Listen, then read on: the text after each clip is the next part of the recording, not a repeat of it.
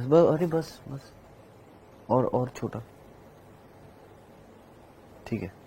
Hello बच्चों, नमस्कार, good evening, क्या हाल चाल हैं, कैसे हैं आप सभी? आशा करते हैं एकदम बढ़िया होंगे, जबरदस्त, धमाकेदार, बढ़िया। चलो जी, अच्छी बात है बेटा। हम यहां पर सेल चैप्टर पढ़ रहे थे, और ये जो सेल चैप्टर जो है, इस सेल चैप्टर में हम लोग बात कर रहे थे यूकैरियोटिक कोशिका में किसकी, कोशिका झिल्ली की। कोशिका झिल्ली में हमें अभी एनसीईआरटी रीड आउट करनी है। एनसीईआरटी रीड आउट करने से पहले एक छोटी सी चीज जो प्लाज्मा झिल्ली या कोशिका झिल्ली में रह गई थी कल, वो मैं एक बार आपको समझा देता हूं। क्या चीज रह गई थी हमारी कोशिका झिल्ली में, वो एक बार फटाफट मैं आपको कवर करा देता हूं। वो थी गति। कोशिका झिल्ली में गति, ये आखिरी टॉपिक था जो रह गया था कि सर कौन सी गति होती है, किस प्रकार की गति होती है, कैसी होती है। सर वर्णात्मक का मतलब क्या होता है, चयनित। सबीर मशीन गन, मेरे भाई आप है ना, प्लीज लेक्चर को सीरियसली लिया करो दोस्त। सर वर्णात्मक का मतलब क्या होता है, ये सारी चीजें मैं ऑलरेडी लेक्चर में पढ़ा देता हूं, आप प्लीज सीरियसली सुना करो लेक्चर को दोस्त, ठीक है। हाँ जी, गति जो थी वो रह गया था बेटा हमारा यहां पर। वर्णात्मक का मतलब क्या होता है, चयनित, पारगम्य होता है, ये मैंने लिखा भी था। चलिए जी, गति रह गया था। गति किस प्रकार की होती है कोशिका झिल्ली के अंदर और कौन गति करता है, ये चीज रह गई थी। तो ध्यान से सुनना, गति जो होती है यहां पर दो प्रकार की गति अभी याद रखनी है आपको। एक गति याद रखनी है पार्श्व गति, और एक गति याद रखनी है flip flop. Sir flip flop गति क्या होती है, पार्श्व गति क्या होती है, बहुत सिंपल तरीके से समझाता हूं। आप मुझे बताइए, इस तरीके से हमने लिपिड की द्विस्तर देखी थी। हां सर, ये हमारे लिपिड की द्विस्तर थी।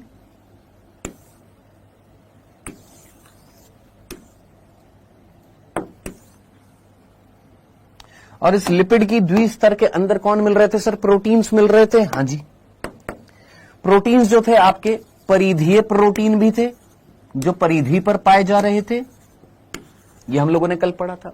हमने फिर बात करी थी अंगभूत प्रोटीन की। अंगभूत जो थे वो दो प्रकार के थे। एक थे जिनको हमने क्या बोला था सर, पूर्ण अंगभूत, जो टनल भी हो सकते थे, कैरियर भी हो सकते थे। एक हमने पढ़े थे आंशिक अंगभूत,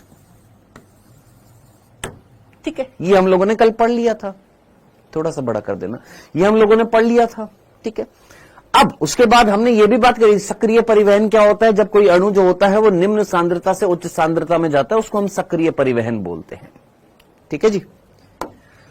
अब यहां पर बात आ रही है कि सर इस झिल्ली में कौन गति करता है। तो बेटा इस झिल्ली में गति जो है वो कौन कर सकता है, वो आपका लिपिड भी कर सकता है, और वो आपका प्रोटीन भी कर सकता है। लिपिड जो है वो पार्श्व गति भी कर सकता है, प्रोटीन जो है वो पार्श्व गति भी कर सकता है। सर पार्श्व गति का मतलब क्या होता है, मैंने आपसे कहा, इधर देखना, ध्यान से देखना, ये जो लिपिड का अणु जो था ये वाला, ये खिसक कर इधर चला जाए या खिसक कर इधर चला जाए। सिमिलरली ये वाला जो है ये खिसक कर इधर चला जाए या खिसक कर इधर चला जाए। तो ऐसा नहीं लग रहा कि ये जो गति जो हो रही है साइड में हो रही है, ये वाला इधर चला गया या इधर चला गया, ये वाला जो है इधर चला गया या इधर चला गया। सिमिलरली प्रोटीन जो है, ये वाला प्रोटीन जो आपको दिखाई दे रहा है, ये प्रोटीन जो आपको यहां पर दिखाई दे रहा है, ये खिसक कर इधर भी जा सकता है, ये खिसक कर इधर भी जा सकता है, ये वाला खिसक कर इधर भी जा सकता है, खिसक कर इधर भी जा सकता है, ये वाला खिसक कर थोड़ा बहुत इधर चला गया, इधर चला गया।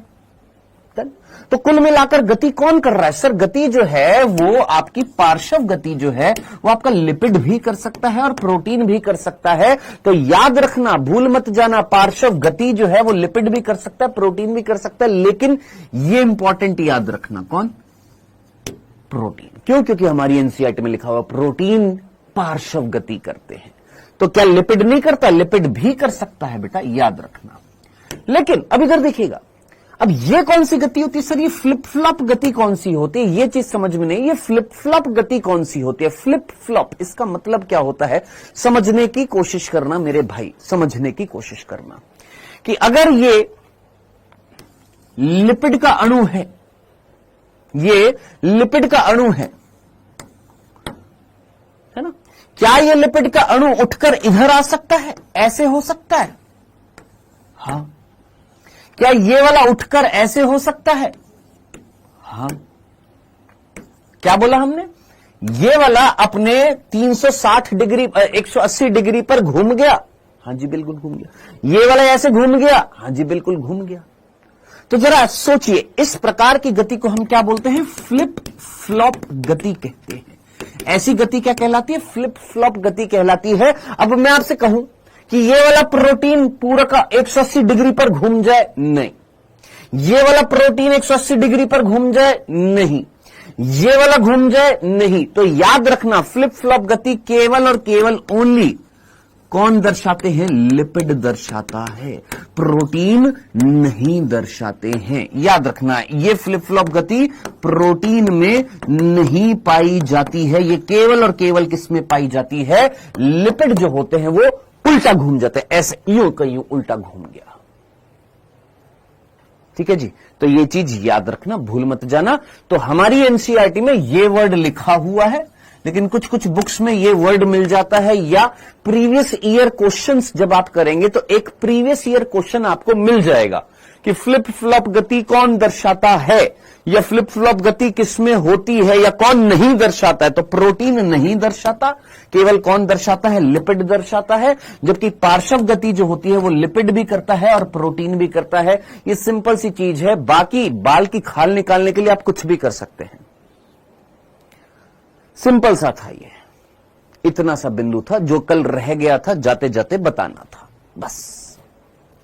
अब हम एक काम करेंगे, अब हम इस कोशिका झिल्ली में जो एनसीईआरटी है उसको रीड आउट करेंगे।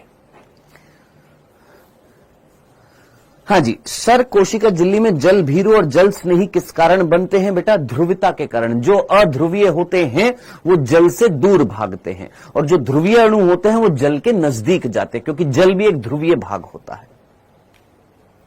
फ्लिप फ्लॉप को हिंदी में फ्लिप फ्लॉप ही बोलते हैं। सर, एम्बेडेड प्रोटीन का मतलब धसे हुए प्रोटीन। एम्बेडेड का मतलब होता है धसना, किसी चीज के अंदर फंस जाना। हां जी सर, अनियमित गति का मतलब, अनियमित गति मींस ऐसे भी हो सकती है। देख, पार्श्व इधर भी चला गया, इधर भी चला गया, ऐसे भी चला गया, इधर भी चला गया, थोड़ा सा उधर की तरफ, थोड़ा सा नीचे की तरफ चला गया। डन, समझ में आ गया? फ्लिप फ्लॉप ऐसे घूम गया, ऐसे घूम गया। तो ये जो गति जो हो रही है ये कैसी होती है? अनियमित गति होती है। सर, जल भीरु का मतलब जल से डरने वाला। सर, पिंग पोंग क्या होता है? जो मैंने आपको कल टनल प्रोटीन बताया था, इस तरीके से था, खुला, ग्रहण किया, ग्रहण करने के बाद फिर नीचे से खुल गया, ये वाली गति होती है पिंग पोंग गति।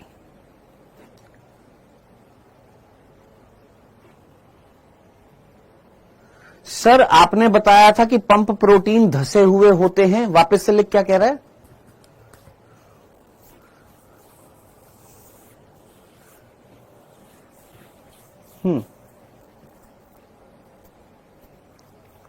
स्टेबिलिटी देने के लिए। लिपिड क्यों घूमते हैं? स्टेबिलिटी देने के लिए, स्थायित्व देने के लिए। सर, साइक्लोसिस प्रोकैरियोटिक कोशिका में होता है? नहीं बेटा, साइक्लोसिस जो होता है केवल यूकैरियोटिक कोशिका में होता है। सर, गति की जरूरत क्यों होती है? जरा सोच, इमेजिन कर, तेरे को कोशिका झिल्ली को फैलाना है, ग्रोथ करनी है, या सिकोड़ना है, कोशिका विभाजन कराना है, तो उस चीज में क्या करानी पड़ेगी? गति करानी पड़ेगी। सर, अवांछनीय वृद्धि का मतलब क्या होता है? अभी आएगा तब पढ़ाऊंगा, वो अभी जब कोशिका भित्ति आएगा तब बताऊंगा। हां जी, चलें, आइए हम यहां पर पढ़ने वाले हैं एनसीईआरटी। जो हमारी एनसीईआरटी है वो पढ़ने वाले हैं, तो जरा ध्यान से सुनिएगा और ध्यान से पढ़िएगा। आई होप आप में से कई बच्चे पढ़कर भी आए होंगे। वर्ष 1950 में इलेक्ट्रॉन सूक्ष्मदर्शी की खोज के बाद, ये हम लोगों ने पढ़ा था, कोशिका झिल्ली की विस्तृत संरचना का ज्ञान संभव हो सका। यानी जब इलेक्ट्रॉन माइक्रोस्कोप की खोज नहीं हुई थी, उससे पहले पहले कई लोगों ने कई सारे मॉडल दिए थे जो नकार दिए गए थे। 1950 के बाद में वास्तविक संरचना पता लगी थी किसकी? कोशिका झिल्ली की। इस बीच मनुष्य की लाल रक्त कणिका यानी आरबीसी की कोशिका झिल्ली के रासायनिक अध्ययन के बाद जीव द्रव्य झिल्ली की संभावित संरचना के बारे में जानकारी पता लगी। यानी यहां से यहां तक की बात जो बोल रहा है, मात्र 2 बिंदु क्या, 1950 में इलेक्ट्रॉन माइक्रोस्कोप की खोज हो गई। उसके बाद में हमने विस्तृत संरचना देखी जीव द्रव्य झिल्ली या कोशिका झिल्ली की, किसमें, आरबीसी में। क्यों आरबीसी में, ये नहीं लिखा हुआ, ये मैंने आपको बता दिया था कि वाई आरबीसी, आरबीसी में ही क्यों देखी, क्योंकि उसमें केवल कोशिका झिल्ली है, कोशिकांग की झिल्ली नहीं होती है। नेक्स्ट आगे बढ़ते हैं।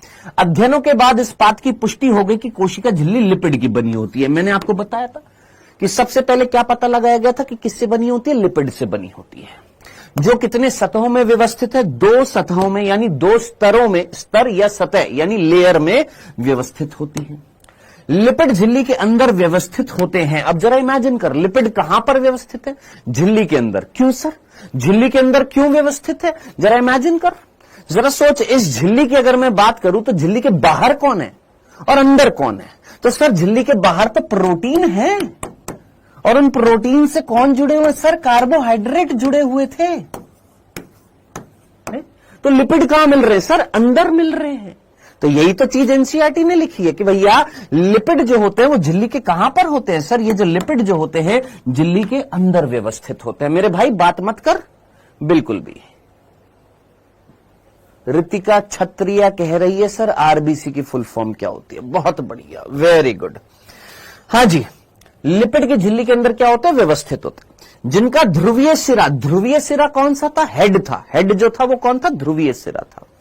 ध्रुवीय सिरा जो है वो बाहर की ओर, और जल भीरू, जल भीरू मीन्स टेल, टेल कैसी थी, जल भीरू थी, जल से दूर भागती थी। जो कौन थी, पूंछ थी, वो कहां था, अंदर की ओर था। आप सभी से फिर आज वापस से रिक्वेस्ट रहेगी, क्योंकि रोज नए बच्चे जुड़ते हैं, और जब नए बच्चे जुड़ते हैं पहली लाइव क्लास देखते हैं, और पहली लाइव क्लास अगर आप देख रहे हैं तो ये लेक्चर नंबर 11 है। अगर आप पुराने लेक्चर्स नहीं देखेंगे तो फिर यहां पर आप ही को ही दिक्कत खड़ी होगी, फिर आप ब्लेम डालेंगे कि सर बताते नहीं है। रीजन बीइंग सिंपल कि अगर मैं वापस से first, second, third, fourth, fifth, sixth, 7th lecture की चीज बार बार रिपीट करूंगा तो फिर हम आगे कैसे चलेंगे। तो आपको समझना पड़ेगा, मैच्योरिटी आपको दिखानी पड़ेगी कि अगर आप न्यूली एडमिशन हैं तो प्लीज अपने जो लेक्चर्स हो चुके हैं उनको कवर करें, क्योंकि सभी लेक्चर्स में ये सारी चीजें बता दी गई हैं। डन। हाँ जी, जल भीरू यानी पूंछ अंदर की ओर है और सिरा जो है वो बाहर की ओर है। इससे सुनिश्चित होता है कि संतृप्त हाइड्रोकार्बन की बनी हुई अध्रुवीय पूंछ जलीय वातावरण से सुरक्षित रहती है। ये हम लोग ऑलरेडी पढ़ चुके थे और मैंने आपको बताया था, कौन सी, संतृप्त वसा अम्ल। याद रखना, पूंछ में क्या याद रखना है कि पूंछ में क्या मिल रहे थे, संतृप्त हाइड्रोकार्बन मिल रहे थे, संतृप्त वसा अम्ल मिल रही थी, याद रखना।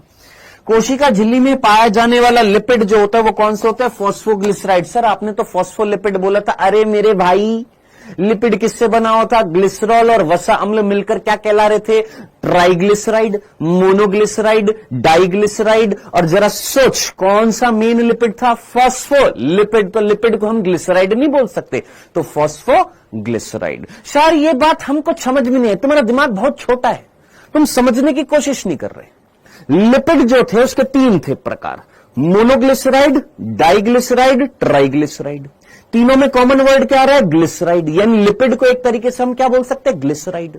मेन लिपिड कौन सा था, फॉस्फोलिपिड। तो फॉस्फोलिपिड वर्ड हटाकर क्या लिख दिया यहां पर एनसीईआरटी ने, ग्लिसराइड। चीज तो एक ही है। तो मेन कौन मिल रहा है, फॉस्फोग्लिसराइड या फॉस्फोलिपिड मिल रहा है। नेक्स्ट, बाद में मैंने आपसे क्वेश्चन भी पूछा था एनसीईआरटी बेस्ड, मैंने आपसे पूछा था बाद में कौन से रसायन पता लगे थे, पहले लिपिड, बाद में रासायनिक संगठनों का यह अनुसंधान जब हमने किया तो स्पष्ट हो गया कि कोशिका झिल्ली में क्या पाया जा रहा है, प्रोटीन और कार्बोहाइड्रेट्स भी पाया जाता है। याद रखना, ये इंपॉर्टेंट है ये वाली लाइन। विभिन्न कोशिकाओं में प्रोटीन और लिपिड का अनुपात भिन्न भिन्न होता है। हमारी जो आरबीसी जो होती है, जिसको हम एरिथ्रोसाइट्स या रुधिराणु बोल देते हैं, उसकी झिल्ली में 52% कौन था, प्रोटीन था, 40% कौन मिल रहा था, सर लिपिड मिल रहा था। ये हम लोग ऑलरेडी पढ़ चुके हैं।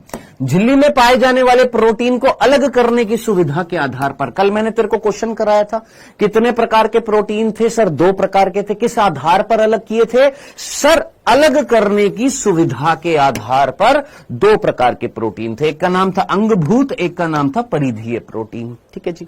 परिधीय प्रोटीन झिल्ली की सतह पर थे, हाँ जी सतह पर मिल रहे थे, जबकि अंगभूत प्रोटीन जो थे वो दो रूप से मिल रहे थे, या तो थोड़ा बहुत अंश मिलेगा या पूर्ण रूप से लिपिड के अंदर धसे हुए होंगे। ये हम लोगों ने पढ़ा था।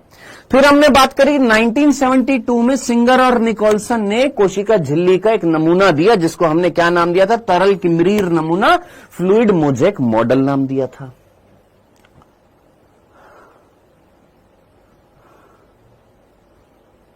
जरा नाम नोट करना, प्रथम शर्मा, अरहम पठान, ना ना ना ना ना ना, इसमें नहीं, इसमें नहीं, इसमें नहीं, दूसरी जगह नोट डाउन करो। इसमें क्यों कर रहे हो?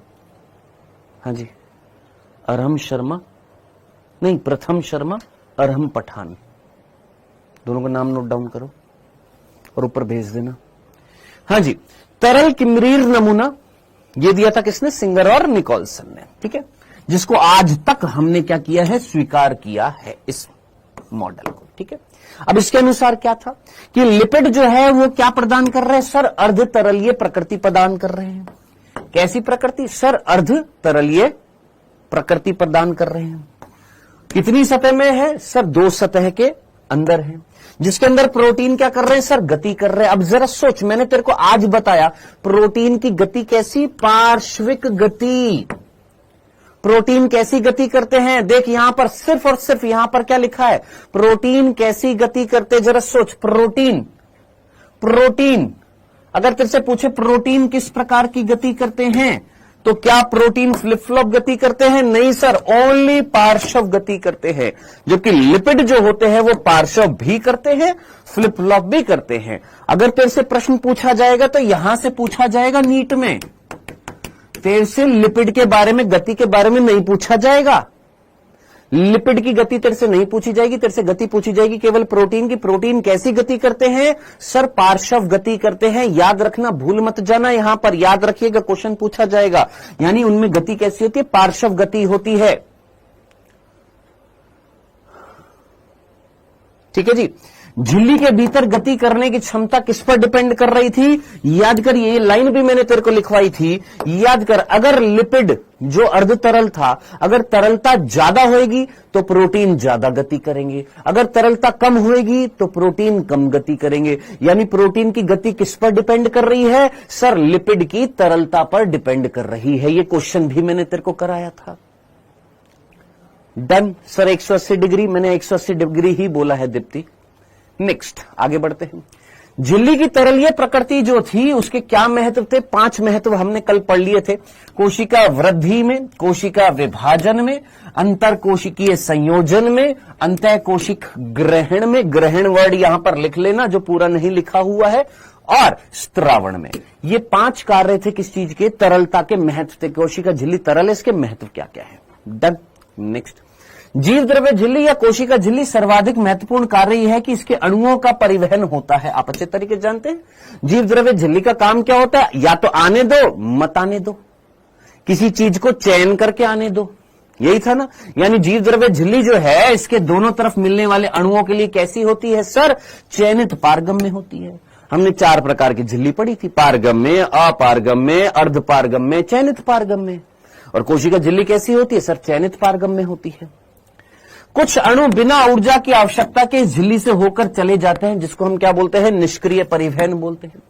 निष्क्रिय परिवहन मीन्स उच्च सांद्रता से निम्न सांद्रता में जाना, उच्च सांद्रता से निम्न सांद्रता में जाना। अब ध्यान से सुनना, अब जो अध्रुवीय अणु है वो तो आसानी से चले जाएंगे, लेकिन जो ध्रुवीय अणु जो थे वो लिपिड के अंदर अध्रुवीय अवस्था मिल रही थी उसकी पूंछ में। याद कर, पूंछ कैसी थी? सर अध्रुवीय, नॉन पोलर।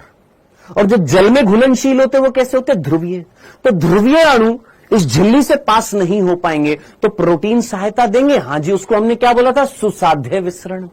देख पड़ी यहां पर, उदासीन विलय सांद्रता प्रवणता के अनुसार जैसे उच्च सांद्रता से निम्न सांद्रता की ओर साधारण विसरण द्वारा झिल्ली से होकर चले जाते हैं। यानी ऐसे मॉलिक्यूल जो उदासीन हैं, न्यूट्रल हैं, अध्रुवीय हैं, वो तो आसानी से चले जाएंगे, लेकिन जो ध्रुवीय अणु है जल भी इसी झिल्ली से चला जाएगा। हां सर, उच्च सांद्रता से निम्न सांद्रता की ओर चला जाएगा। इस प्रकार के परिवहन को हमने क्या बोला था, कल पढ़ा था, परासरण बोला था।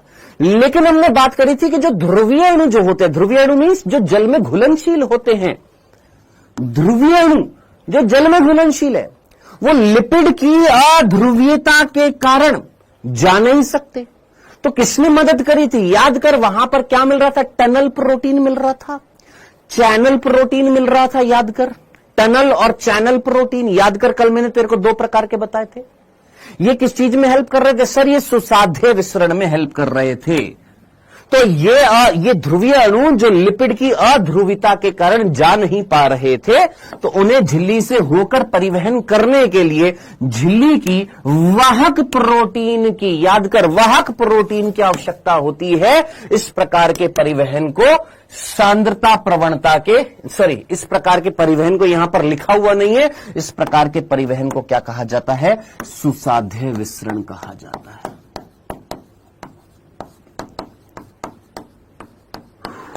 इस प्रकार के परिवहन को हम क्या बोलते हैं, सुसाध्य विसरण बोलते हैं। फिर हमने बोला कि मान लो कोई अणु है जिसको निम्न सांद्रता से उच्च सांद्रता में जाना है। कहां से कहां जाना है, लो कंसंट्रेशन से हाई कंसंट्रेशन में जाना है। अब कैसे जाए भाई, एनर्जी खर्च करनी पड़ेगी। तो वो एनर्जी खर्च कौन कर रहा था, कुछ विशेष प्रकार के प्रोटीन, कुछ कैरियर प्रोटीन, कुछ वाहक प्रोटीन, जिनका नाम क्या था, पंप प्रोटीन, तेरे को कल बताया था। तो वो अणु जो सांद्रता प्रवणता के विपरीत, मतलब निम्न से उच्च सांद्रता की ओर जाते हैं, तो उनके लिए किसकी आवश्यकता होती है सर, एटीपी की। एटीपी यानी एनर्जी की आवश्यकता होती है। इस प्रकार के परिवहन को क्या कहा जाता है, सक्रिय परिवहन कहा जाता है। इसका उदाहरण क्या था सर, पंप प्रोटीन था, जैसे sodium pump protein, potassium pump protein. अब यहां पर हमारी हिंदी की एनसीईआरटी में आप कहेंगे सर यहां पर ये आपन लिखा हुआ, ये आपन नहीं है, ये आयन है। Sodium ion pump protein, potassium ion, ये सोडियम आयन के रूप में है, ये पोटेशियम आयन के रूप में है। तो इनको भेजने के लिए जो प्रोटीन है उसका नाम क्या है, सोडियम पंप प्रोटीन, या sodium ion pump protein, potassium ion pump protein. Done. अब एक कंफ्यूजन होएगा, यही था बस हमारी कोशिका झिल्ली में, सिर्फ यही था। अब जब आप तो एनसीईआरटी की सारी चीज को देखेगा तो तेरे को क्या क्या चीज दिखाई दे रही है, हम ऑलरेडी पढ़ चुके हैं ये वाली चीज। सर शर्करा सर प्रोटीन से जुड़ी हुई है, कौन से, परिधीय प्रोटीन से। सर शर्करा लिपिड से जुड़ी हुई है, क्या बना था, ग्लाइकोप्रोटीन और ग्लाइकोलिपिड। सर ये फॉस्फोलिपिड की द्विक सतह लिखा हुआ है, द्विक मतलब दो सतह लिखा हुआ है। सर कोलेस्ट्रॉल लिखा हुआ है, कोलेस्ट्रॉल क्या दे रहा था सर, दृढ़ता दे रहा था, स्थिरता दे रहा था, सॉलिड था। ये थी इंटीग्रल प्रोटीन का मतलब, इंटीग्रल मींस अंगभूत, यानी जो पूर्ण रूप से इसके अंदर धसे हुए हैं। एम्बेडेड प्रोटीन जो होते हैं, पूर्ण रूपी अंगभूत प्रोटीन जो होते हैं, उनको हम इंटीग्रल प्रोटीन बोलते हैं। अब यहां पर सिर्फ एक वर्ड बड़ा कंफ्यूज कर रहा होगा, और वो वर्ड कंफ्यूज कर रहा होगा सर सांद्रता प्रवणता। ये वर्ड कंफ्यूज कर रहा होगा, आई नो कुछ को कंफ्यूज कर रहा होगा। सर सांद्रता प्रवणता को अंग्रेजी में क्या बोलते हैं, कंसंट्रेशन ग्रेडियंट। सर इसका मतलब क्या होता है, बहुत सीधा। मैंने बोला यहां पर बहुत सारे बच्चे हैं, चलो बच्चे हटा देते, बहुत सारे अणु हैं, मान लेते किसके हैं सर, सोडियम आयन के, और यहां पर सोडियम आयन के बहुत कम अणु हैं। तो अब आप मुझे बताइए, क्या यहां पर सोडियम आयन की कंसंट्रेशन का, यानी सांद्रता का, यानी उनके मोल्स का, यानी उनकी संख्या का डिफरेंस मिल रहा है? बस इतना सा कि ये पहली जगह है और ये दूसरी जगह है। इन दोनों जगह पर अगर मैं सोडियम आयन की कंसंट्रेशन देखूं तो क्या डिफरेंट मिल रही है या सेम मिल रही है? सर डिफरेंट मिल रही है। तो अगर सांद्रता अलग होती है, अलग अलग होती है, सांद्रता अगर अलग अलग मिल रही है तो उसको हम क्या बोलते हैं, सांद्रता प्रवणता बोलते हैं। डन। अब मैंने आपसे बोला कि कोई चीज यहां से यहां जा रही है, कहां से कहां जा रही है? सर उच्च सांद्रता से निम्न सांद्रता में जाती है। तो उसके लिए हम क्या यूज मिलेंगे? उसके लिए हम वर्ड क्या यूज मिलेंगे? क्या? सांद्रता प्रवणता के अनुसार मूवमेंट। क्या वर्ड? ध्यान से सुनना। सांद्रता प्रवणता के अनुसार, यानी हाई कंसंट्रेशन से लो कंसंट्रेशन में जाना क्या कहलाएगा? सांद्रता प्रवणता के अनुसार। सांद्रता प्रवणता के अनुसार गति हो रही है, यानी हाई कंसंट्रेशन से कहां जाना? लो कंसंट्रेशन में जाना। तो हम वर्ड क्या लिखते हैं? हिंदी में क्या लिखते हैं? सांद्रता प्रवणता के अनुसार गति। इंग्लिश में क्या बोलते हैं? According to concentration gradient movement, या movement according to concentration gradient. लेकिन अगर मैं आपसे बोलूं कि अगर कोई अणु ऐसे आ रहा है, कहां? निम्न सांद्रता से उच्च सांद्रता में जा रहा है, तो हम हिंदी में क्या बोलेंगे? सांद्रता प्रवणता के विपरीत गति। क्या बोलेंगे? इस कंडीशन को हम क्या बोलेंगे? सांद्रता प्रवणता के विपरीत गति। ठीक है। अंग्रेजी में क्या बोलेंगे? अगेंस्ट कंसंट्रेशन ग्रेडियंट, या movement against concentration gradient. Movement यानी गति, अगेंस्ट कंसंट्रेशन ग्रेडियंट यानी कंसंट्रेशन का जो डिफरेंस था उसके अपोजिट जाना, यानी लो से हाई जाना। अब नॉर्मल सी बात मैं आपसे पूछता हूं, आप जरा थोड़ा सा लॉजिक लगाइएगा। हर साल एक सिंपल सा एग्जांपल मैं देता हूं कि भैया ये पहाड़ है। जो पुराने बच्चे होंगे बहुत इजीली समझ जाएंगे। ये एक पहाड़ है, इस पहाड़ पर नीचे यहां पर मोटरसाइकिल थी। हाँ जी, मान ले जस्ट मोटरसाइकिल है। इस मोटरसाइकिल पर बैठे हैं कौन? आपके निब्बा निब्बी। कौन बैठे हैं? ये है निब्बा, ये है निब्बी। ठीक है। निब्बा निब्बी मोटरसाइकिल पर बैठे हैं। अब इस निब्बा निब्बी को ऊपर जाना है, तो जरा सोच, क्या ये मोटरसाइकिल अपने आप ऊपर चली जाएगी, या चलाना पड़ेगा, पेट्रोल खर्च करना पड़ेगा, तभी ऊपर जाएगी कि नहीं जाएगी? हां सर। अब मेरे को पता है आप में से कई ऐसे होंगे जिनका ध्यान निब्बा निब्बी पर होएगा, कंसेप्ट पर नहीं होएगा, है ना? तो जरा सोच, क्या ये दोनों यहां से यहां जब जाएंगे तो जाने के लिए एनर्जी खर्च होएगी कि नहीं होएगी? अरे पेट्रोल खर्च होएगा तो एनर्जी खर्च होएगी कि नहीं होएगी? हां सर। यहां से जब ये जाएंगे तो ऊर्जा खर्च होएगी, ऊर्जा खर्च होएगी। लेकिन यही चीज मैं तेरे से कहूं कि दोस्त, ये ऊपर बैठे हैं मोटरसाइकिल पे, कौन? ये निब्बा निब्बी। अब मैं तेरे से कह रहा हूं ये निब्बा निब्बी को नीचे आना है। कहां आना है? सर नीचे आना है। तो क्या मोटरसाइकिल चालू करनी पड़ेगी? नहीं सर, मोटरसाइकिल बंद कर दो, अपने आप मोटरसाइकिल नीचे आ जाएगी। तो क्या यहां पर कोई ऊर्जा खर्च हो रही है? कोई पेट्रोल लग रहा है? नहीं सर, कोई पेट्रोल नहीं लग रहा। तो सिंपल सा याद रखना, नीचे से ऊपर यानी लो से हाई जाते हुए, लो से हाई जाते हुए ऊर्जा खर्च होएगी? हां सर। लेकिन हाई से लो जाते हुए क्या ऊर्जा खर्च होएगी? नहीं सर। बस इतना सा कंसेप्ट था कि उच्च सांद्रता से हाई कंसंट्रेशन से लो कंसंट्रेशन की तरफ जब कोई चीज जाती है तो क्या एनर्जी खर्च होती है? नहीं सर। लेकिन जब लो कंसंट्रेशन से हाई कंसंट्रेशन में भेजना है, यानी अपोजिट काम कराना है, उल्टा काम कराना है, तो इसमें क्या एनर्जी खर्च होएगी? हां। तभी हम वर्ड यूज में लेते हैं विपरीत। विपरीत मीन्स उल्टा काम करना है। जो आसानी से हो जाए वो तो हो रहा है, अनुसार। जिसमें कठिनाई आ रही है, जिसमें परिश्रम लग रहा है, जिसमें एनर्जी लग रही है, यानी उल्टा काम करना है, यानी विपरीत काम करना है, तो यहां पर एनर्जी लगेगी। ये थे दो वर्ड जो कई बार बच्चों को कंफ्यूज कर देते हैं। आई होप ये थी पूरी की पूरी कोशिका झिल्ली। ये कोशिका झिल्ली हमने पूरी की पूरी कंप्लीट कर दी है। कुछ क्वेश्चंस कर लें इसके।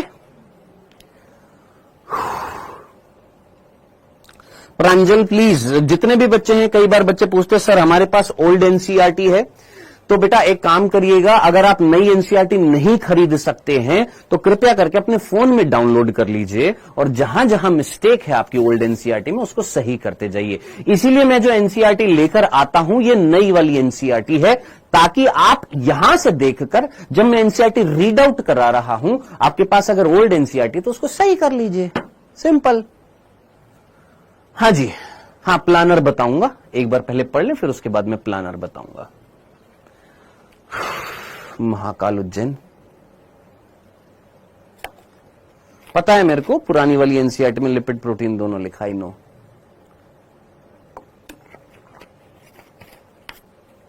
हाँ जी,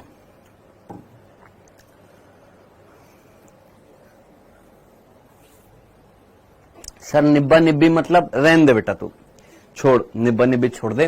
तो याद कर चिंटू मिंटू, दो चिंटू मिंटू बैठे थे यहां पर, चिंटू मिंटू ऊपर चले जा रहे हैं, ठीक है, या नीचे आ रहे हैं। सर जीव द्रव्य झिल्ली वर्णात्मक रूप से पाई जाती है, इसका मीनिंग समझ में नहीं आया, हमारा भेजा खाली हो जाएगा कसम से।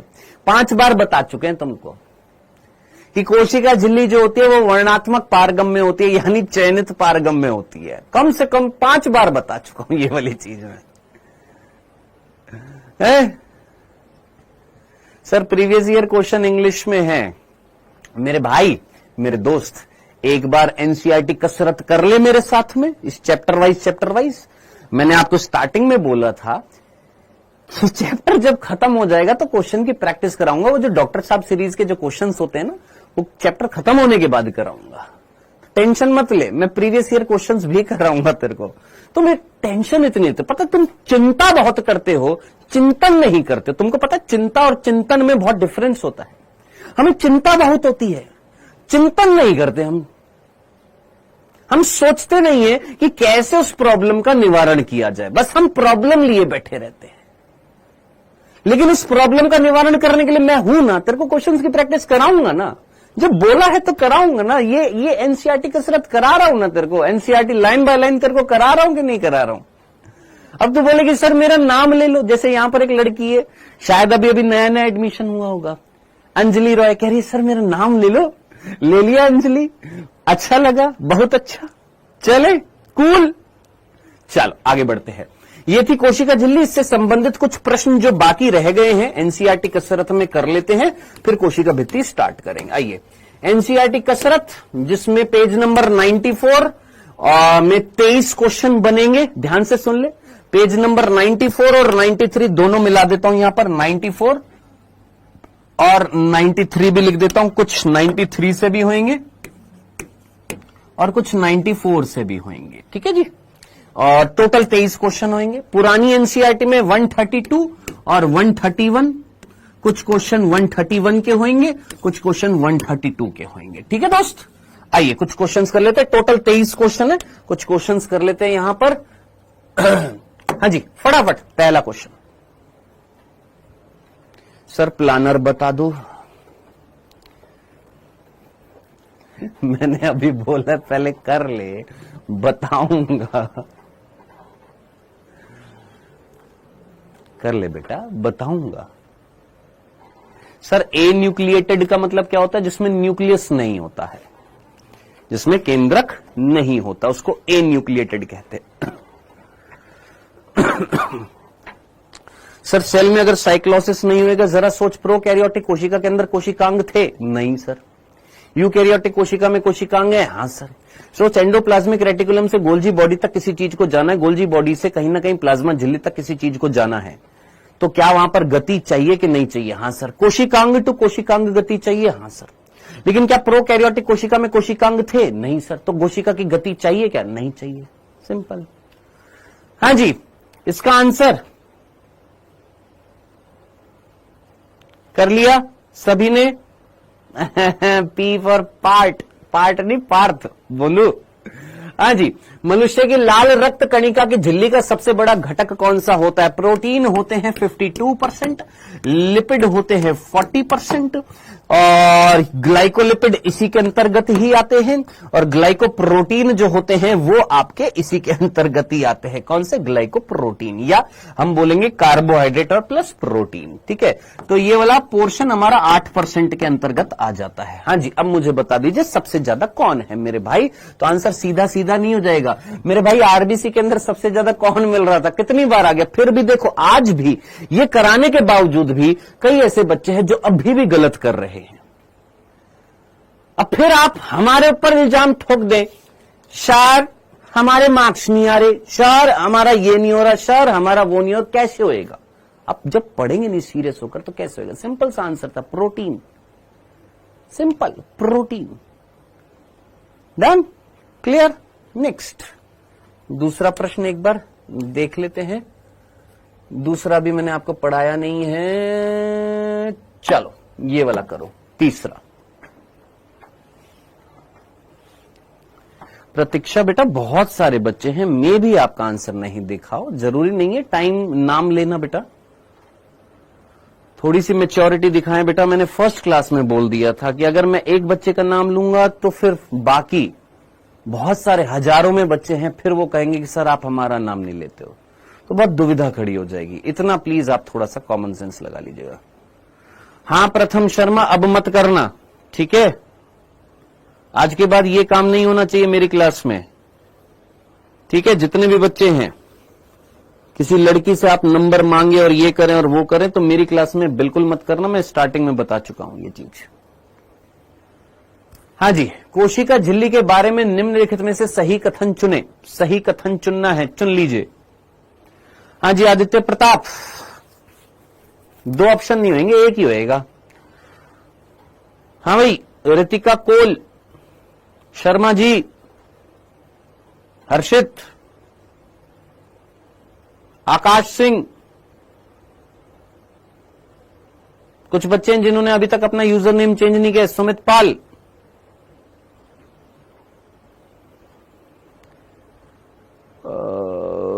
चलो जी देख लेते हैं। देखो कई सारे बच्चे जिनको इन दोनों लाइनों में कंफ्यूजन हो रहा है, मैंने कहा आइए देख लेते हैं। बाकी मैक्सिमम बच्चों ने फोर्थ आंसर लगाया है, मैक्सिमम बच्चों ने फोर्थ। Well done. सोडियम क्या था? कोशिका झिल्ली के बारे में निम्नलिखित में से सही कथन चुनना था, यानी 3 कथन गलत हैं, ऑब्वियस सी बात है। सोडियम और पोटेशियम आयन कोशिका झिल्ली के पार निष्क्रिय परिवहन द्वारा जाते, आप आज भी पढ़ चुके हैं, आपको कल भी पढ़ाया था। सोडियम और पोटेशियम क्या पाए जाते हैं? पंप। और पंप जो होता है, पंप प्रोटीन जो होते हैं वो सक्रिय परिवहन करते हैं, निष्क्रिय नहीं। सक्रिय मींस अभी तेरे को बताया था, निम्न से उच्च सांद्रता में भेजना। निष्क्रिय परिवहन यानी उच्च से निम्न सांद्रता में। तो ये तो हो गया हमारा गलत। प्रोटीन कोशिका झिल्ली का 60 to 70% बनाते हैं, ये भी मैंने तेरे को बता दिया था। प्रोटीन जो होता है 50 to 60% बनाते हैं। कितना? 50 से 60% हिस्सा जो होता है वो क्या होता है? प्रोटीन होता है। डन। 60 to 70 लिखा हुआ, गलत हो गया। लिपिड द्विपरत में व्यवस्थित होते हैं जिनका ध्रुवीय सिरा अंदर की ओर होता है। तो वो बालक जिन्होंने ए थर्ड कहा कि सर ये सही है, थोड़ा सा कॉमन सेंस लगा, आज भी तेरे को एनसीईआरटी रीड करके बता दिए कि लिपिड की द्विपरत थी। हाँ सर। जिनमें ध्रुवीय सिरा जो था, ध्रुवीय सिरा कौन सा था जरा सोच, इनमें से ध्रुवीय सिरा कौन सा था? सर अरे अपना सिर पकड़ लेना और बोलना हे भगवान ध्रुवीय, अरे ध्रुव, अरे तेरी बॉडी में तेरे पैर जैसे अर्थ होती है, अर्थ, हाँ सर पृथ्वी होती है, पृथ्वी में 2 ध्रुवीय भाग हैं, हाँ सर, एक साउथ पोल है, एक नॉर्थ पोल है। तो पृथ्वी है और तेरा सिर जो है एक ध्रुवीय सिर है, मान लीजिए नॉर्थ पोल है या साउथ पोल है, यानी तेरा सिर क्या है? ध्रुवीय भाग है। उसी प्रकार ये लिपिड का ये सिर जो है ये ध्रुवीय भाग है। अब जरा सोचिए, ध्रुवीय भाग जो था बाहर की तरफ था कि अंदर की तरफ था? अरे बांगड़ू, बाहर की तरफ था। अरे सर ये तो बाहर की तरफ था, अंदर की तरफ कौन था? सर ध्रुवीय सिरा अंदर की तरफ नहीं होता, अध्रुवीय सिरा अंदर की तरफ होता है। तो ये हो गया गलत। तो जिन बच्चों ने थर्ड लगाया कि थर्ड भी सही है, फोर्थ भी सही है, नहीं बेटा थर्ड गलत है। कोशिका झिल्ली का द्रव मोजेक मॉडल सिंगर और निकोलसन द्वारा प्रस्तावित किया गया था। बिल्कुल करेक्ट है भाई साहब, फोर्थ, इसमें तो कोई दिक्कत ही नहीं थी। आंसर क्या हो जाएगा इसका? फोर्थ। चलो जी नेक्स्ट और क्वेश्चन करते हैं।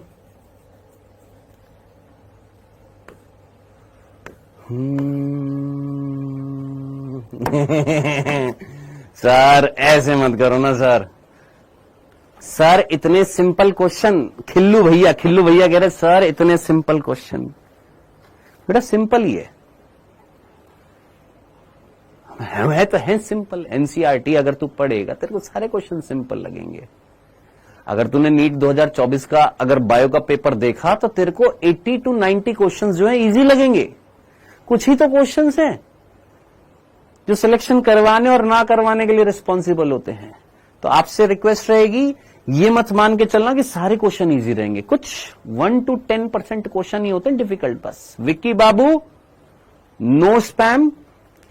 प्लाज्मा झिल्ली का द्रव म्यूजिक मॉडल किसने दिया था? ओहो, बहुत ही टफ क्वेश्चन है, बहुत ही टफ क्वेश्चन। चलिए सर, सिंगर और निकोलसन ने। नेक्स्ट,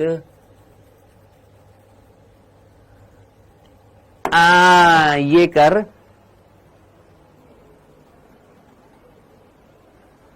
सर स्पैम क्या होता है? छोड़ दो, रहने दो। स्पैम का मतलब होता है परेशान करना, परेशान मत करो। एक कह रहा सर थोड़े ज्यादा क्वेश्चन कराइए, हमको मार डालिए।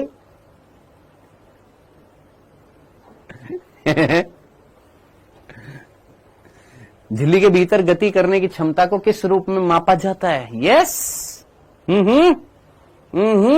तरलता, द्रवता, शायनता, स्थिरता। हाँ भाई, आंसर तरलता। सर तरलता, मैक्सिमम बच्चों ने आंसर लगाया सर तरलता। तरलता के आधार पर मापा जाता है। पक्का? नहीं सर, देखो जैसे ही सर ने बोला ना, है कई बच्चे बोले सर अब ना तरलता नहीं होएगा, क्योंकि आपने ना कुछ ऐसा इंट्यूशन दिया कि ये इन्होंने गलत कर दिया जिन्होंने तरलता लगाया। सर मेरा आंसर बदल गया, सर मैं शायनता कर देता हूं, सर मैं द्रवता कर देता हूं, सर मैं स्थिरता कर देता हूं, सर कुछ ना कुछ कर देता हूं। फर्स्ट नहीं लगाऊंगा क्योंकि सर आपने ना थोड़ा सा टोक दिया। कहां पर? तरलता पर। लेकिन आंसर तरलता ही है। बांगड़ू इधर देख, ध्यान से देख, यहां पर देख। पता है इसमें कई सारे बच्चे इस क्वेश्चन में गलती कर देते हैं। क्या ये लाइन सर हमारी एनसीईआरटी में लिखी हुई है? यस। कहां पर लिखी हुई है? देख, यहां पर कहीं तरलता वर्ड कहीं दिख रहा है? तरलता के आधार पर कहां लिखा हुआ है? तरलता के आधार पर, तरलता के आधार पर, तरलता के आधार पर कहां लिखा हुआ है? तरलता के आधार पर कहीं लिखा तो हुआ था भाई, है ये रहा। झिल्ली के भीतर, बिल्कुल लास्ट लाइन, झिल्ली के भीतर गति करने की क्षमता उसकी तरलता पर निर्भर करती है। लिखी हुई है लाइन, साफ साफ लिखी हुई है, साफ साफ लिखी हुई है। किस पर निर्भर कर रही है? सर तरलता। और कई बच्चे पता है इस क्वेश्चन में मिस्टेक क्या करते हैं? इस क्वेश्चन में कई सारे बच्चे मिस्टेक कर देते हैं, द्रव्यता पर लगा देते हैं। क्या आंसर लगा देते हैं? सर द्रव्यता।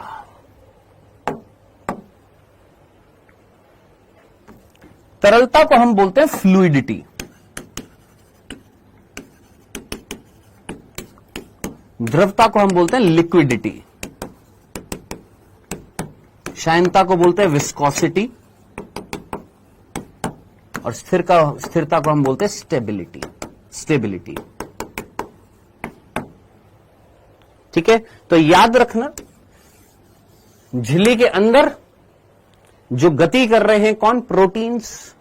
वो लिपिड की किस आधार पर गति करते हैं? उसकी तरलता के आधार पर क्या करते हैं? गति करते हैं। सर इसका आंसर सी होएगा? नहीं मेरे भाई, इसका आंसर ए ही होएगा। का तरलता। तेरी एनसीईआरटी का वर्ड है, अभी तो दिखा दिया है। अंशु कह रही है सर लप्पू सा तो था। अभी रुक जा बेटा, तुम बहुत लप्पू लप्पू कर लेते हो। मेरे को ना पता, गुस्सा ऐसे बच्चों से आता है जो मतलब ओवर कॉन्फिडेंस में इतने, मतलब ये जब लिखते हो ना तुम लोग, मेरे को बहुत गुस्सा आता है लिटरली। सर ये तो लप्पू सा था। अबे लप्पू तुम हो। क्वेश्चंस को इतना जल्दी वो मत समझो कि सर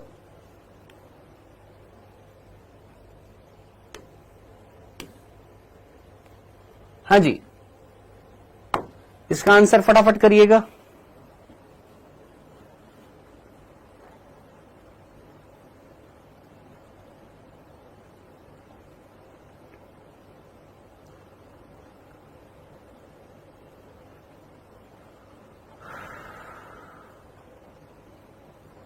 जल्दी से करिए फटाफट।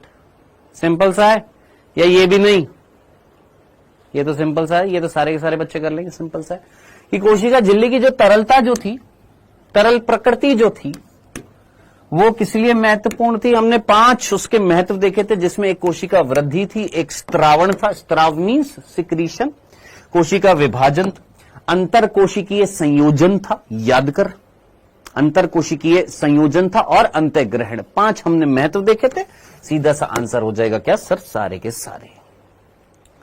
ठीक है, चलिए जी 8 क्वेश्चन हो गए हैं। नेक्स्ट 9th अभी नहीं पढ़ाया है, 10th अभी नहीं कराया है, एक 11वां जो है ये वाला करके देख सकते हैं। मैं साइड में हो जाता हूं। ये सारे के सारे क्वेश्चन मैं रोज बनाता हूं, रोज रात को 10 बजे अपने बच्चों को सुलाकर, जब मेरे बच्चे सो जाते हैं तो तुम बच्चों के लिए क्वेश्चन बनाता हूं रात को, रोज बैठ के। तो प्लीज आज के बाद लप्पू पप्पू मत कर देना मेरी क्लास में।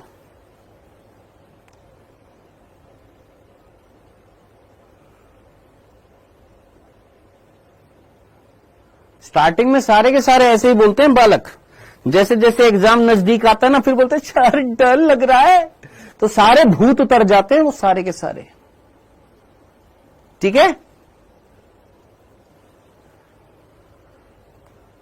तो बिल्कुल भी मत बोलो, चुपचाप मेहनत करते चलो, क्वेश्चन पढ़ो, आंसर करते चलो, खत्म। कोई एक्स्ट्रा कमेंट नहीं, कोई फालतू का कमेंट नहीं, कुछ नहीं। सीरियस हो तो सीरियस रहो पढ़ाई के लिए बेटा। निम्नलिखित कथनों में से कितने कथन गलत हैं? हाँ भाई, करिए जरा इस लप्पू से क्वेश्चन को। हाँ,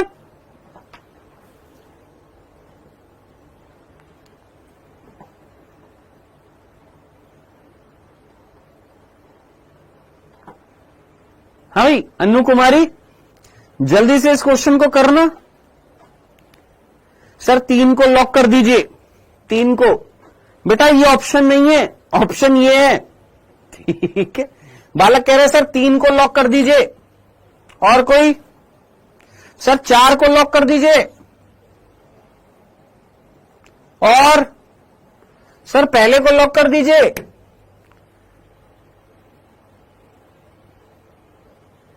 चलो अभी किसी को लॉक नहीं करेंगे क्योंकि अभी पढ़ाया नहीं है आपको। इनमें से कुछ स्टेटमेंट्स हैं जो मैंने अभी तक आपको पढ़ाए नहीं है, बाकी अभी पढ़ाने दो। उसके बाद में जो क्वेश्चन आज के बच गए हैं, जो आज के क्वेश्चंस बच गए ना, वो अभी वापस से कराऊंगा। ठीक है, पहले हम कोशिका भित्ति पढ़ लेते हैं, क्योंकि यहां पर देखेंगे ना, अगर आप ये वाली स्टेटमेंट जो है ये कोशिका भित्ति से संबंधित है, ये वाली स्टेटमेंट जो है कोशिका भित्ति से संबंधित है। तो पहले कोशिका भित्ति कर लेते हैं। ठीक है, क्या सर मजे ले रहे हो? तुम लेते तो हम ना लें थोड़े थोड़े। आइए, तो हमने कोशिका झिल्ली पढ़ लिया है, अब बारी है किसकी? कोशिका भित्ति पढ़ने की। तो प्लीज अपनी कॉपी और पेन उठा लीजिए और साथ साथ मेरे साथ पढ़ते जाइएगा, बातें मत करिएगा।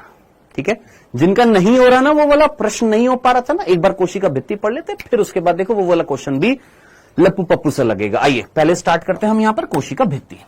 ये बेटा हमारी एनसीईआरटी में कोशिका भित्ति यहां से यहां तक और यहां से यहां तक बस थोड़ा सा दे रखा है। हम आराम से पढ़ेंगे, एक एक चीज पढ़ेंगे कोशिका भित्ति में, बिंदु दर बिंदु पढ़ेंगे। पहला बिंदु आप मुझे बताइएगा, ये कोशिका भित्ति जो होती है, क्या ये निर्जीव भाग होता है कोशिका का कि सजीव भाग होता है? बहुत सिंपल सा क्वेश्चन मैं आपसे पूछ रहा हूं, प्लीज थोड़ा सा फास्ट करेंगे हम जल्दी से। ये जो कोशिका भित्ति जो होती है, निर्जीव भाग होता है कि सजीव भाग होता है? जल्दी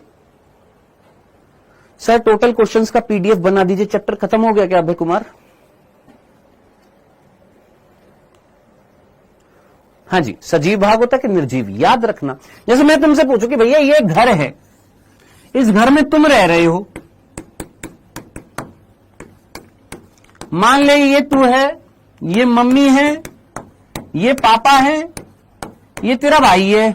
मम्मी पापा तू और तेरा भाई, या तेरी सिस्टर है, मान ले कोई भी है ना। तुम क्या हो? सर हम सजीव हैं। लेकिन तेरे घर की ये जो बाउंड्री जो है, इस बाउंड्री पर तूने क्या लगा दी थी? सर इस बाउंड्री पर हमने सीमेंट लगा दी है, इस बाउंड्री पर हमने ये दीवार जो थी इसमें हमने सीमेंट लगा दी, ईंट लगा दी। तो ये बाउंड्री कैसी है? सर ये बाउंड्री डेड है और हम जो है वो लिविंग है ना। अब हम लिविंग क्यों है? क्योंकि हम आपस में क्रिया कर रहे हैं। क्या हो रही है? आपस में क्रिया हो रही है। भाई ने बहन को पीट दिया, बहन ने भाई को पीट दिया, ये नहीं बोलूंगा मम्मी ने पापा को पीट दिया, पापा ने मम्मी को पीट दिया, मम्मी पापा ने दोनों को पीट दिया, यानी आपस में क्रिया हो रही है। हां सर, क्रिया हो रही है, लेकिन क्या इस दीवार में कोई क्रिया हो रही है? नहीं सर।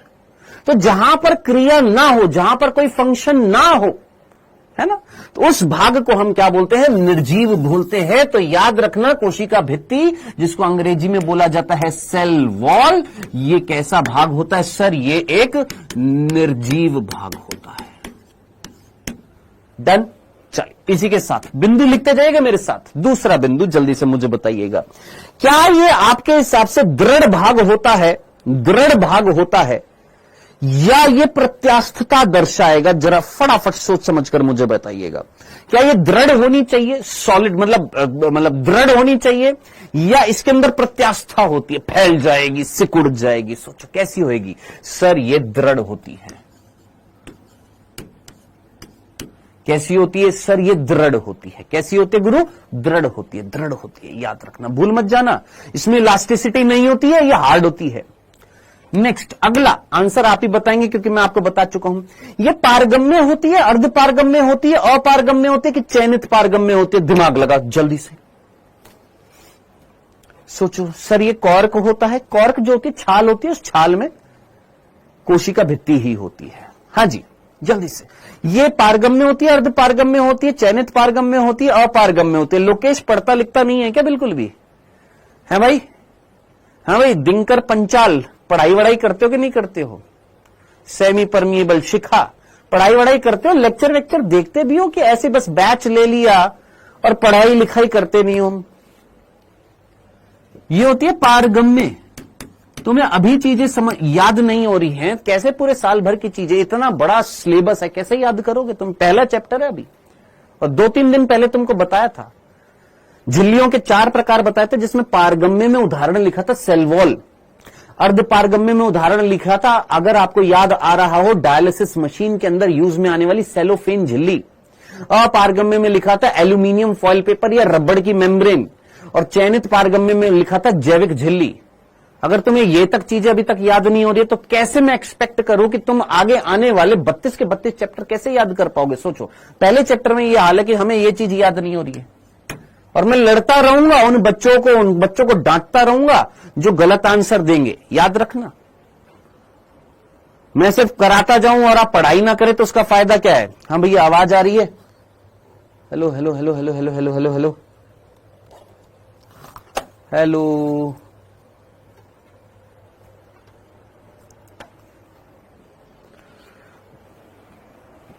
अरे कोई है क्या इधर? इधर आना, 1 मिनट। ये देखना, ये बंद हो गया। देखना, क्लास बंद हुई है क्या? आ गया आ गया आ गया आ गया। हाँ जी, ये कैसा होता है सर? निर्जीव होती है, दृढ़ होती है, पारगम्य होती है। नेक्स्ट, अगला बिंदु मैं आपसे पूछने वाला हूं, अगर कोई चीज दृढ़ है, अगर कोई चीज, मान लो आपके घर के बाहर एक दीवार है जो बहुत हार्ड है ना? सपोज आपके घर के बाहर दीवार जो है बहुत हार्ड है, और आपका जो पड़ोसी है उसके घर पे दीवार ही नहीं है। बता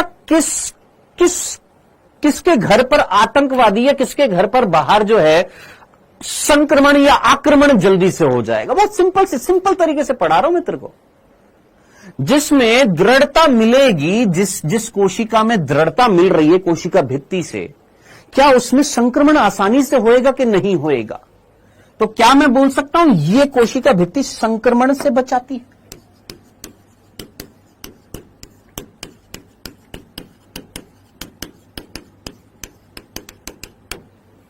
बोल सकते? क्या करेगी? सोच, एक हार्ड लेयर मिल रही है, एक कोशिका है, उस कोशिका में एक हार्ड लेयर मिल रही है। ये हार्ड लेयर क्या करेगी? ये मोटी सी स्तर जो है वो क्या करेगी? बाहरी संक्रमण से बचाएगी ना इस कोशिका को। हां सर, खत्म। इतनी सी बात थी, सिंपल सी बच्चों वाली बात। चलिए सर, आगे जरा ध्यान से सुनना। अगला बिंदु बहुत सीधा सा है, जो हमने प्रोकैरियोटिक कोशिका में भी पढ़ा था। आपको क्या लगता है, क्या ये कोशिका भित्ति आकार बनाए रखती है? क्या ये आकार बनाए रखने में हेल्प करती है?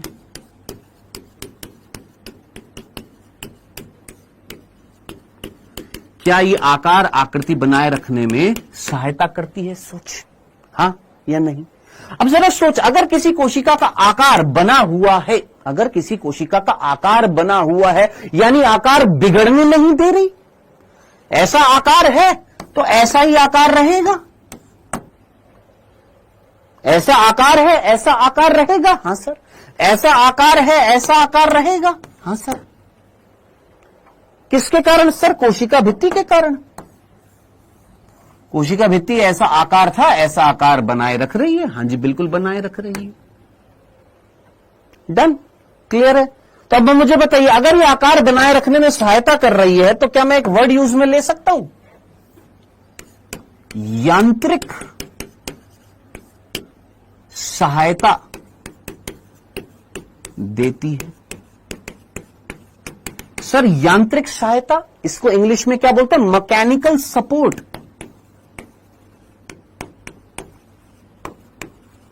यानी एक ऐसा सपोर्ट सिस्टम, एक ऐसा सहायता देने वाली चीज जो एक फिजिकल चीज को सपोर्ट कर रही है उसकी आकृति बनाए रखने में, तो हम क्या बोलते हैं? ऐसी चीज क्या कहलाएगी? सर यांत्रिक सहारा देने वाली चीज कहलाएगी। तो याद रखना, ये कोशिका भित्ति अगर आकार बनाए रख रही है, इट मींस ये सहारा दे रही है, यांत्रिक सहारा दे रही है, यांत्रिक सहारा दे रही है। डन। क्या ये पहला बिंदु कोशिका भित्ति का सिंपल सा आपको समझ में आया या नहीं आया? ये भी बोलो जनाब। और जिनको नहीं आया है कोई नहीं, ये लेक्चर वापस से देख लेना दोस्त, इससे ज्यादा और सिंपल तरीके से और क्या बताऊं।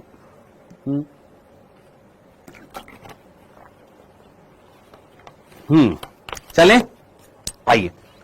बहुत सारे प्रश्न आपके मन में होंगे, सर ये कोशिका भित्ति किससे बनती है, ये कौन बनाता है, ये कब बनती है, ये कैसे कैसे बनती है ना? सारी चीजें आएंगी, सब कुछ आएगा। नेक्स्ट, दूसरा बिंदु। अब बात करते हैं कोशिका भित्ति जो है ये किससे बनी होती है, ये कोशिका भित्ति किसमें पाई जाती है? कोशिका भित्ति किसमें पाई जाती है? बहुत सीधा सा है। क्या ये पादप में पाई जाएगी? क्या ये कवक में पाई जाएगी? क्या ये शैवाल में पाई जाएगी? क्या ये जीवाणु में पाई जाएगी? क्या ये माइकोप्लाज्मा में पाई जाएगी?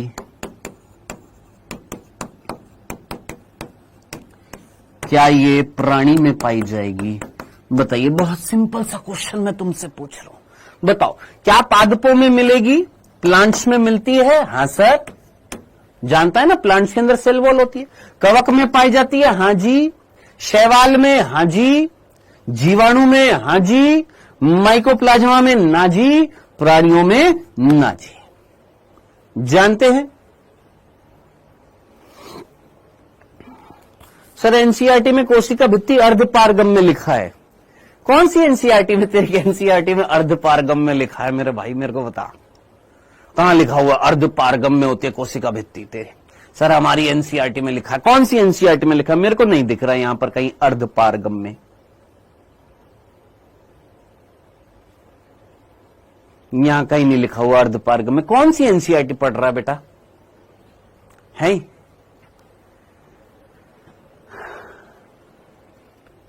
कहीं कहीं कोशिका झिल्ली तो नहीं पढ़ लिया?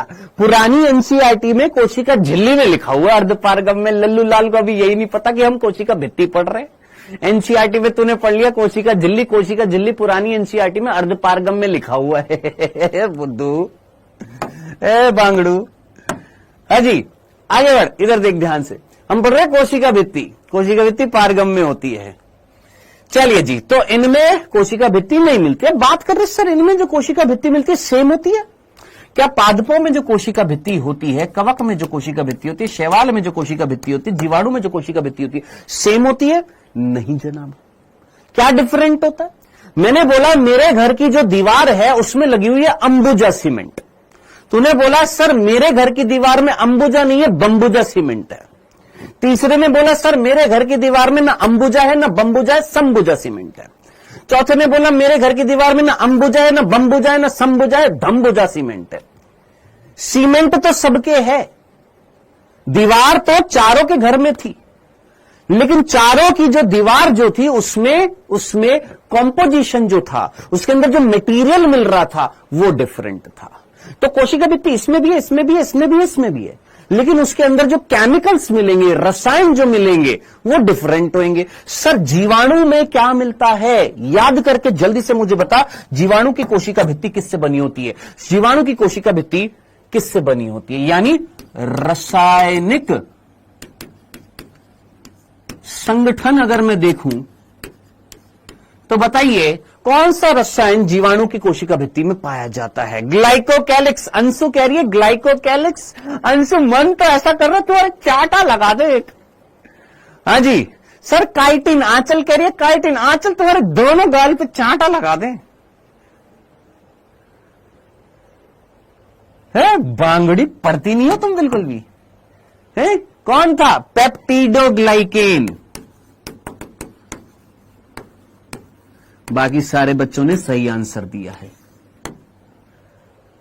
पेप्टिडोग्लाइकेन से बनी होती है, जिसको हम म्यूरिन भी बोलते हैं। वेल डन बच्चों, बहुत बढ़िया। किससे बनी होती है? सर पेप्टिडोग्लाइकेन से बनी होती है। बहुत बढ़िया।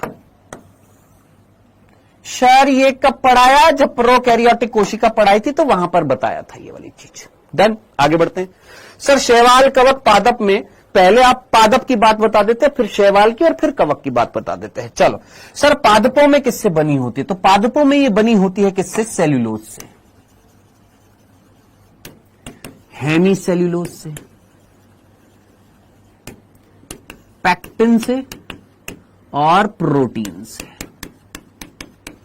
कसम है तुझे, कसम है तुझे पढ़ने वाले की, कसम है तू पढ़ने वाले, तेरे को कसम है ये चार चीजें तू जिंदगी में कभी नहीं भूलेगा, या नीट 2025 तक बिल्कुल नहीं भूलेगा। सेल्यूलोज, हेमीसेल्यूलोज, पैक्टिन और प्रोटीन, ये चार चीजें मिलकर क्या बनाती हैं? प्लांट्स के अंदर कोशिका भित्ति बनाती हैं। आई नो आपके मन में प्रश्न आएगा सर ये सेल्यूलोज क्या होता है, हेमीसेल्यूलोज क्या होता है, पैक्टिन क्या होता है? सर प्रोटीन तो हम जानते, वेट कर अभी बता रहा हूं। कवक में किससे बनी होती है? याद रखना काइटिन से। किसकी बनी होती है? काइटिन की बनी होती है। और शैवाल जो होती है उसमें किससे बनी होती है? तीन चीजें याद रखना, कसम है पढ़ने वाले बच्चों को याद रखना है। क्या? तीन चीजें। क्या क्या? गैलेक्टन, मैनन और कैल्शियम कार्बोनेट। तीन चीजें मेरे दोस्त, बिल्कुल बिल्कुल संभावना होती है यहां से नीट में प्रश्न आने की। बिल्कुल बिल्कुल 100% संभावना होती है नीट में प्रश्न पूछे जाने की।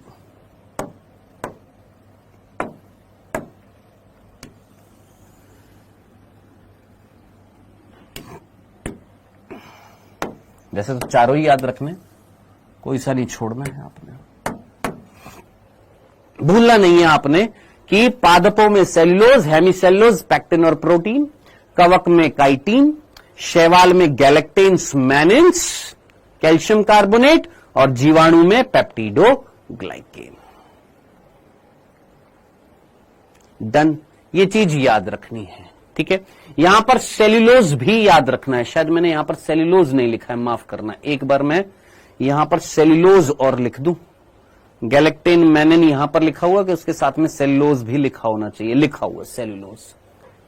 यहां पर चार चीजें हैं, cellulose, गैलेक्टेन्स, मैनिन्स।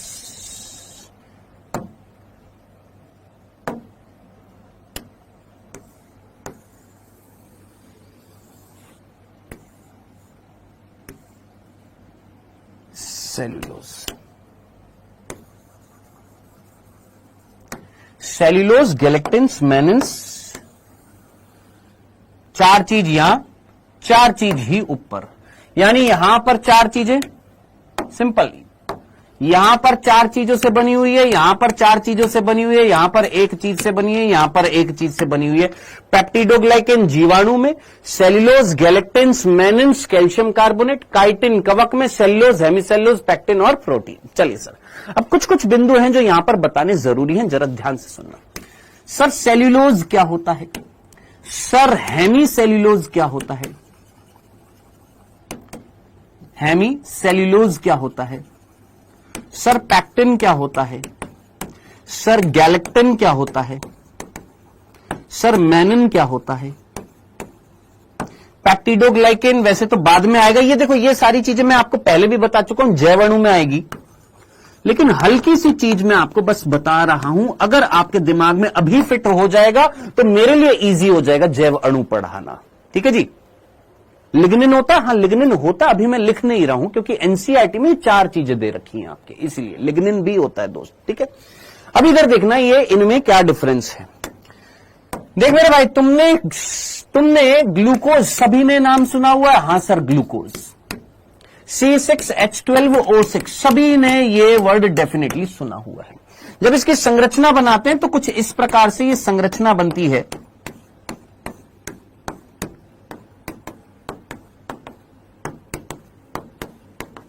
This is glucose.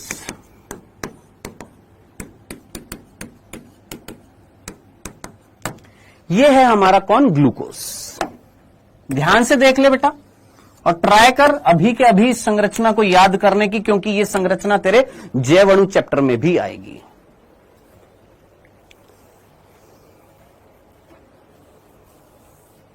Yes Deepti Yaduvanshi, जिसमें सेल्फ इलास्टिसिटी हो, उस बेटा मेन है जिसमें मेटाबॉलिक रिएक्शंस हो। हाँ जी, ये है कौन? आपकी ग्लूकोज की संरचना। ठीक है, इधर देखना फटाफट। इस संरचना को मैं 3 बार बना रहा हूं, 3 बार बना रहा हूं। बस डिफरेंस देखना है यहां पर, बस और कुछ नहीं।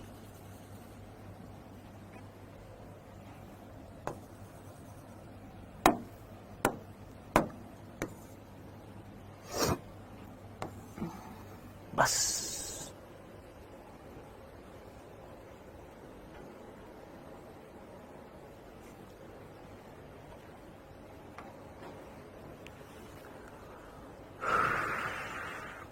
इसीलिए सीमित वृद्धि होती है मेरे दोस्त, महाकाल उज्जैन। इसीलिए कोशिका को फटने से रोकती है कौन? कोशिका भित्ति पादप कोशिका में सीमित वृद्धि होती है दोस्त। इसीलिए जब हम पादप कोशिका को जब हम एक घोल में डालते हैं और वो घोल जो कैसा होता है, अल्प परासरी होता है, तो पादप कोशिका फूलती है, फटती नहीं है, क्योंकि उसमें कोशिका भित्ति होती है। हाँ जी, यहां पर और यहां पर डिफरेंस किस चीज का है? ये है ग्लूकोज, इसमें और इसमें देख, HOH HOH HOH HOH OHH OHH, ऊपर H था नीचे OH था, यहां पर ऊपर OH है नीचे H है, केवल H और OH की पोजीशन बदल दी। हाँ सर, देख ना, HOH OHH, बाकी पूरी की पूरी चीज सेम थी। ये है carbon first second third fourth, carbon first second third fourth, fifth है, ये सिक्स्थ है।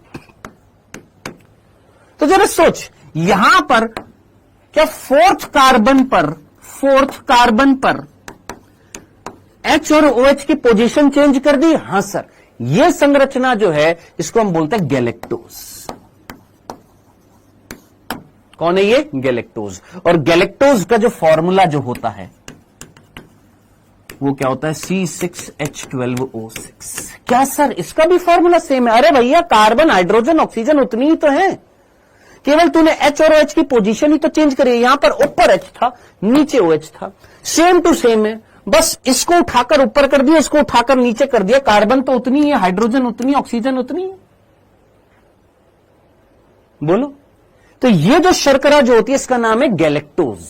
अब इधर देख, यहां पर इसकी इससे तुलना करना जरा। यहां पर HOH सर, HOH, यहां पर HOH सर, यहां पर OHH,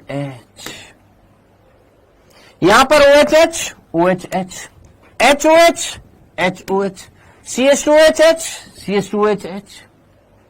यानी यहां पर अगर मैं तुलना करूं ग्लूकोज की यहां से, तो यहां पर दूसरे कार्बन पर चेंज हो रहा है। हां सर, दूसरा जो कार्बन है वहां पर H और OH जो है क्या वो इंटरचेंज हो रहे हैं? हां सर।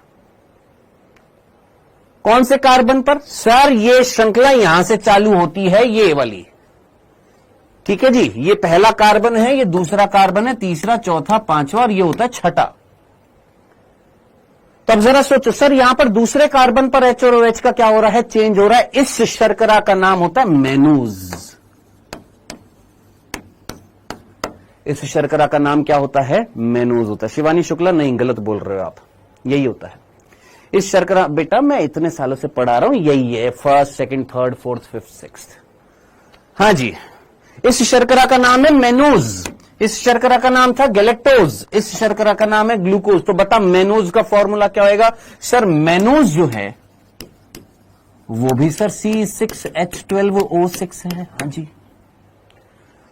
अब आप मुझे बताइए, ग्लूकोज, गैलेक्टोज, मैनोज, इन तीनों का फॉर्मूला तो सेम है, केवल फर्क किस चीज का था सर?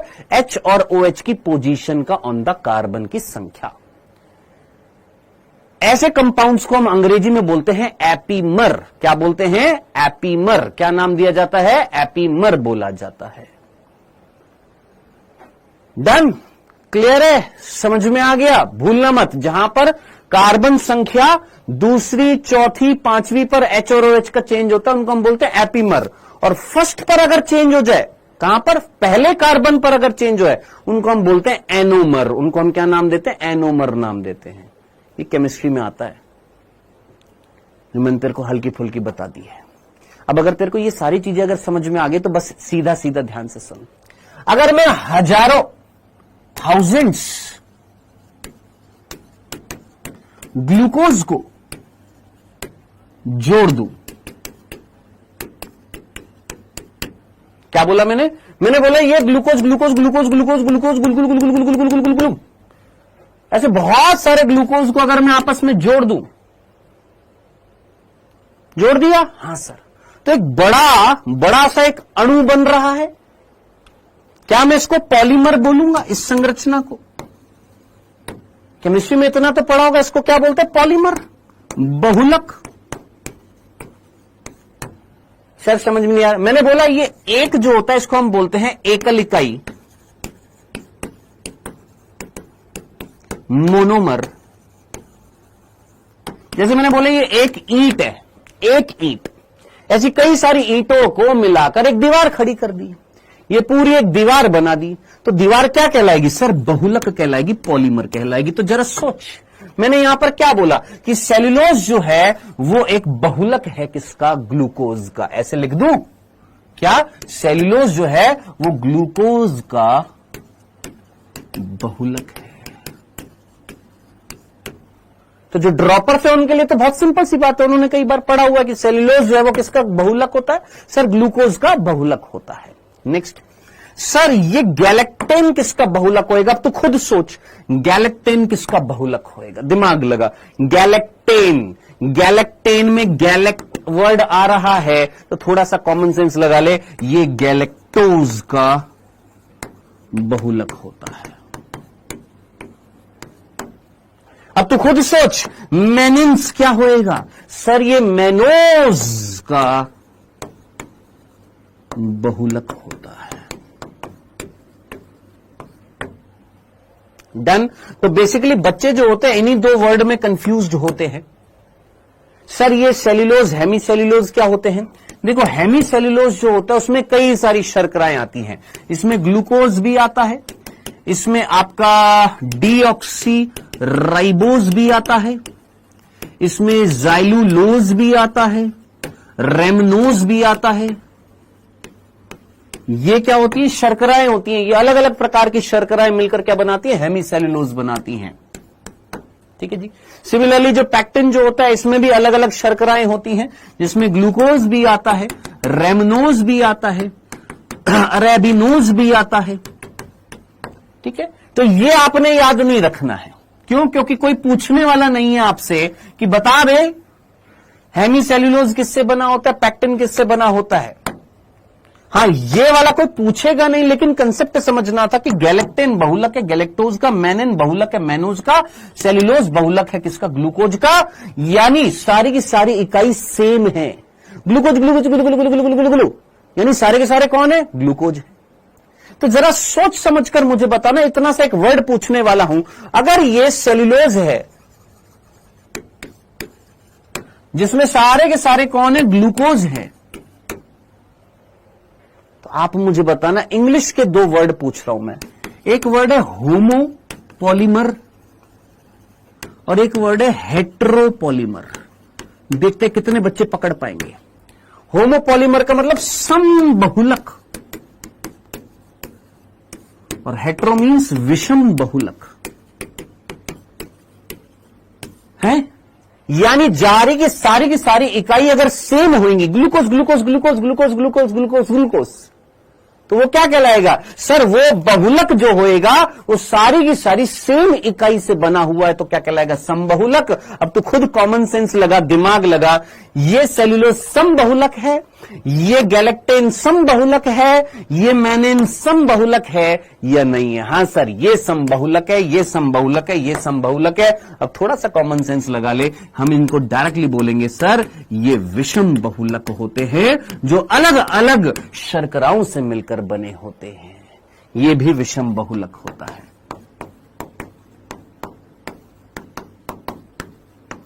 जो दो चीजों से मिलकर बना होता है, एक का नाम होता है NAG, एक का नाम होता है NAM। आई होप आपको ये कंसेप्ट समझ में आया होगा। जो डायरेक्ट क्वेश्चन जो बनेगा नीट में, वो यहां से बनेगा कि पादपों के अंदर कोशिका भित्ति किससे बनी होती है, इन चार चीजों से। जो शैवाल के अंदर चार चीजों से, कवक के अंदर काइटिन से, जीवाणु के अंदर इनसे। ये क्या है सर, ये शर्कराएं हैं, ये कार्बोहाइड्रेट्स हैं, जिनमें से कुछ मॉडिफाइड कार्बोहाइड्रेट्स भी होते हैं। जैसे ये पेप्टिडोग्लाइकेन जो होता है ये मॉडिफाइड कार्बोहाइड्रेट्स है, ये पैक्टिन जो होता है ये मॉडिफाइड कार्बोहाइड्रेट। अब ये मॉडिफाइड कार्बोहाइड्रेट क्या होता है, ये हम जैव अणु में पढ़ेंगे। ठीक है जी, चलिए अब मैं आपको एक बार प्लानर दिखा देता हूं। Planner planner planner planner planner planner डिंग चिक डिंग चिक डिंग चिक डिंग चिक डिंग चिक डिंग चिक डिंग चिक। यहां तक की बात सभी को समझ में आ गई थी ना, यहां तक की बात सभी को समझ में आ गई थी।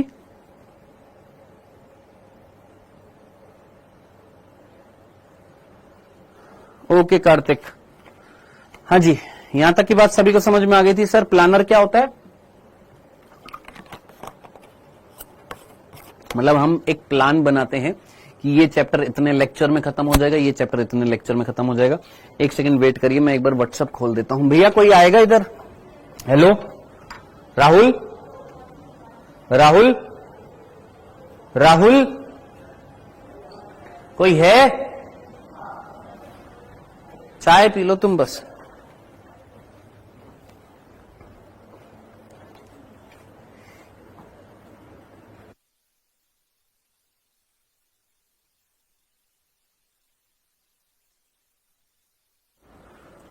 बच्चों एक सेकंड के लिए ना ब्लैंक हो जाएगा, मैं दिखूंगा नहीं, है ना, एक सेकंड के लिए ब्लैंक हो जाएगा। तो ये मत कहना सर क्या हो गया क्या हो गया क्या हो गया, एक मिनट के लिए ब्लैंक कर दीजिएगा, क्योंकि नहीं तो ये मेरी व्हाट्सएप चैट पढ़ लेंगे।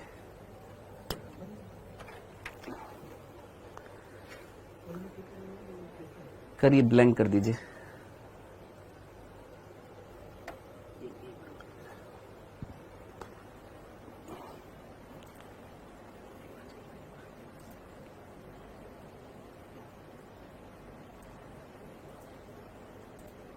हो गया?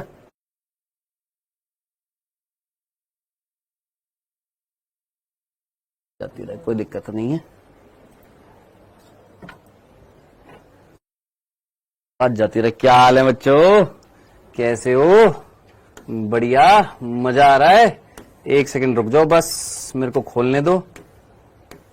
कहाँ है आरंभ नीट 2025।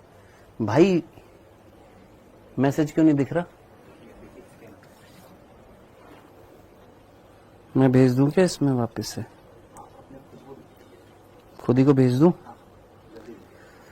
एक सेकंड रुक जाओ। आ गया ना।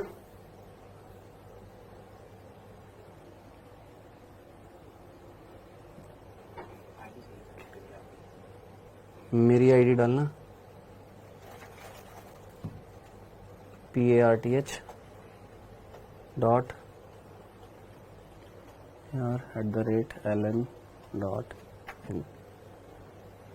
हाँ जी,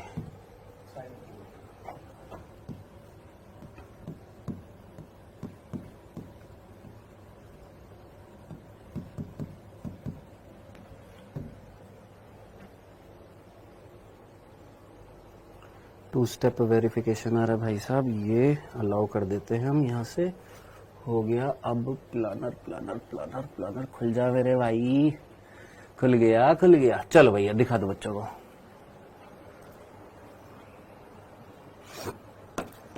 हाँ जी, आपको दिखाई दे रहा है बच्चों? आवाज नहीं आ रही है सर। सेमिनार कब लोगे? हम एक काम करते हैं, मंडे को लेते हैं, ठीक है? मंडे को नहीं, सॉरी, हम लेंगे क्योंकि ना अभी एक बार मैं पूछ भी लूंगा, है ना। अपन लेंगे थर्सडे को, अगले वीक में थर्सडे को 1:30 बजे से 1.5 घंटे का अपन 1.5 घंटे का वो ले लेंगे, क्या बोलते हैं, सेमिनार ले लेंगे, मतलब 1-to-1 मेंटोरशिप, है ना, वही वाला। चलो, ये बड़ा कैसे होएगा मेरे भाई?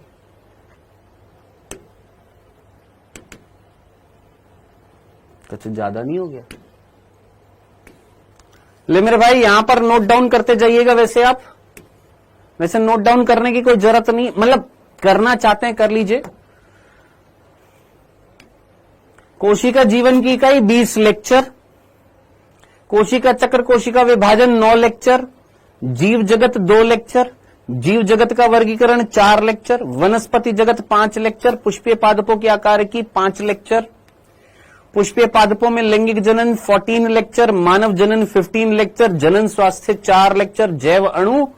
एक काम करूं, मैं काम करता हूं, इसकी ना इस तरीके से कॉपी करके, मतलब इस तरीके से फोटो, मतलब इस तरीके से स्निप करके, क्रॉप करके, क्रॉप बोलते हैं ना अंग्रेजी में, क्रॉप करके आज की स्लाइड में डाल दूंगा, ठीक है? ओके। एक बालक कह रहे सर 20 लेक्चर, बाबले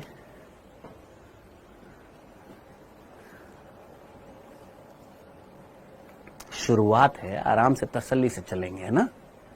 तो एक काम करेंगे, मैं भैया ये ना अपन इसको अभी मत करना, एक बार क्लास खत्म हो जाए उसके बाद क्रॉप करके आज की जो स्लाइड है उसी में ही ऐड करके दे देना ये, ठीक है बेटा? आज की स्लाइड में ऐड करके मैं आपको ये दे दूंगा, टेंशन मत लो।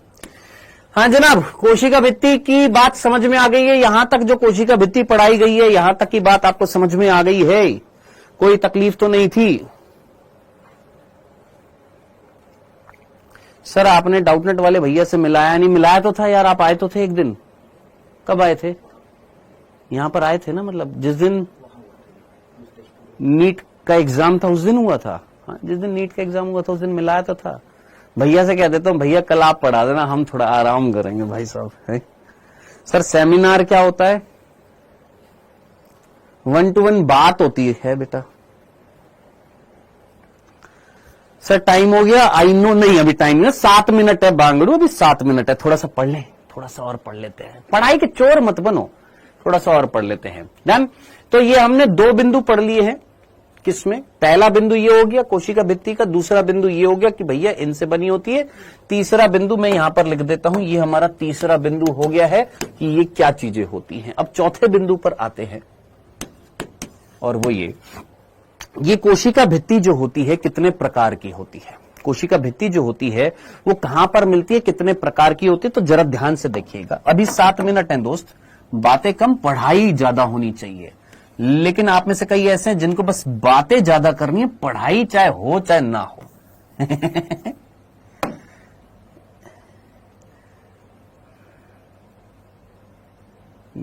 नहीं है, ऐसी कोई कोशिका नहीं दिख रही है यहां पर। चलो हम ये बना देते हैं। ये भैया इस तरीके से 2 कोशिकाएं हैं, ठीक है? और ये दोनों कोशिका जो है इन दोनों कोशिकाओं के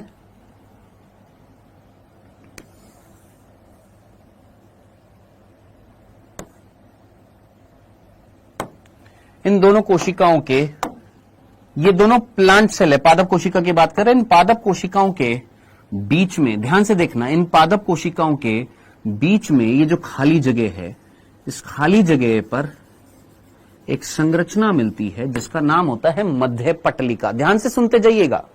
सर सेल वॉल निर्जीव होती है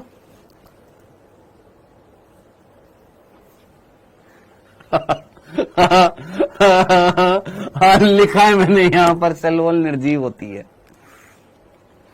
हाँ, तो हमने क्या बोला, ये दो प्लांट सेल हैं, पादप कोशिका। इन पादप कोशिकाओं के बीच में खाली जगह थी, इस खाली जगह पर एक संरचना मिल रही है, और ये संरचना जो है, ये संरचना ध्यान से सुना, ये मान लो ये दो ईंट है, इन दोनों ईंटों के बीच में हमने कछु लगा दिया, कुछ भर दिया है। सर क्या भर दिया आपने इन दो ईंटों के बीच में? ईंट तो देखिए ना, अब ये कहें कि सर ईंट क्या होती है? दीवार जिससे बनी होती है। ये दो ईंटें हैं, इन दोनों ईंटों के बीच में हमने सीमेंट डाल दी, सीमेंट डाल दी। अब साहब ये जो सीमेंट जो है, ये जो सीमेंट जो है, सर क्या क्वेश्चन बनेगा? सीमेंट, हाँ बनता है। ये जो सीमेंट है ये बनी होती है किससे? ये बनी होती है कैल्शियम, मैग्नीशियम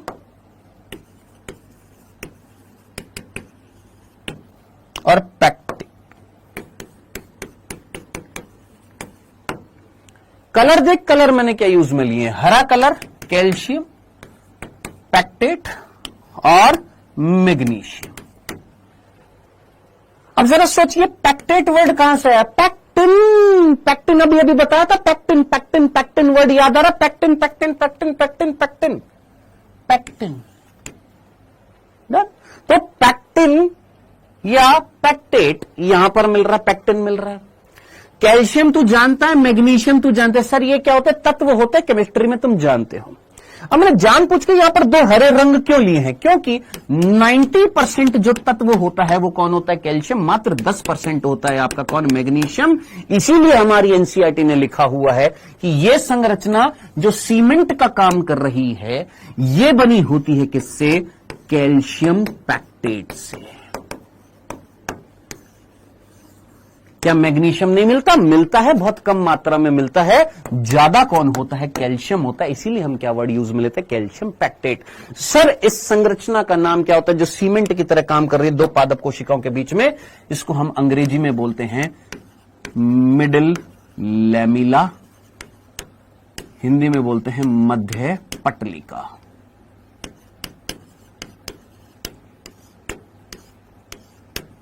क्या नाम है? मिडिल लैमिला, मध्य पटलिका। ये मध्य पटलिका। अब आपका प्रश्न होगा सर ये मध्य पटलिका कैसे बनी? पूछेंगे ना सर ये मध्य पटलिका कैसे बनी? इसका आंसर मैं दूंगा तेरे को नेक्स्ट चैप्टर में जब तू कोशिका विभाजन पढ़ेगा। ठीक है सर, इसका काम क्या होता है? दो पादप कोशिका को जोड़े रखना, दो प्लांट सेल को जोड़े रखना। दो पादप कोशिकाओं के बीच में सीमेंट का कार्य करती है, दो पादप कोशिकाएं आपस में एक दूसरे से जुड़ी रहती हैं। अब मैं तेरे से पूछूंगा, जल्दी से मुझे आंसर देना, फटाफट जल्दी से मुझे आंसर देना, जल्दी जल्दी फटाफट मुझे आंसर देना। ये दो पादप कोशिकाओं को जोड़े रखती है, जल्दी से मुझे आंसर देना। क्या कोई प्लांट एकल कोशिकीय भी होते हैं? जल्दी जल्दी जल्दी जल्दी। क्या कोई पादप एकल कोशिकीय होता है? रुक जा महाकाल उज्जैन, अरे रुक जा प्लाज्मोडेस्माटा। क्या कोई पादप कोशिका एकल कोशिकीय होती है? आंसर कौन? क्लेमाइडोमोनास। कौन? शैवाल। आपकी कई शैवाल होती हैं जो एकल कोशिकीय होती है। थैलोफाइट्स, कई थैलोफाइट्स होते हैं जो एकल कोशिकीय होते हैं। दिमाग लगा, ये प्लाज्मोडेस्माटा सॉरी ये मध्य पटलिका मिडिल लैमिला ये किस में मिलेगी? बहु कोशिकीय पादपों में मिलेगी कि एकल कोशिकीय पादपों में मिलेगी? तो याद रखना मिडिल लैमिला, भूल मत जाना। ये मध्य पटलिका किसमें मिलती है? बहु कोशिकीय पादप में मिलेगी। अरे थोड़ा सा कॉमन सेंस लगा, सोच। एक पादप है जो एकल कोशिकीय है, ये मान लो ये एक पादप है जो एकल कोशिकीय है?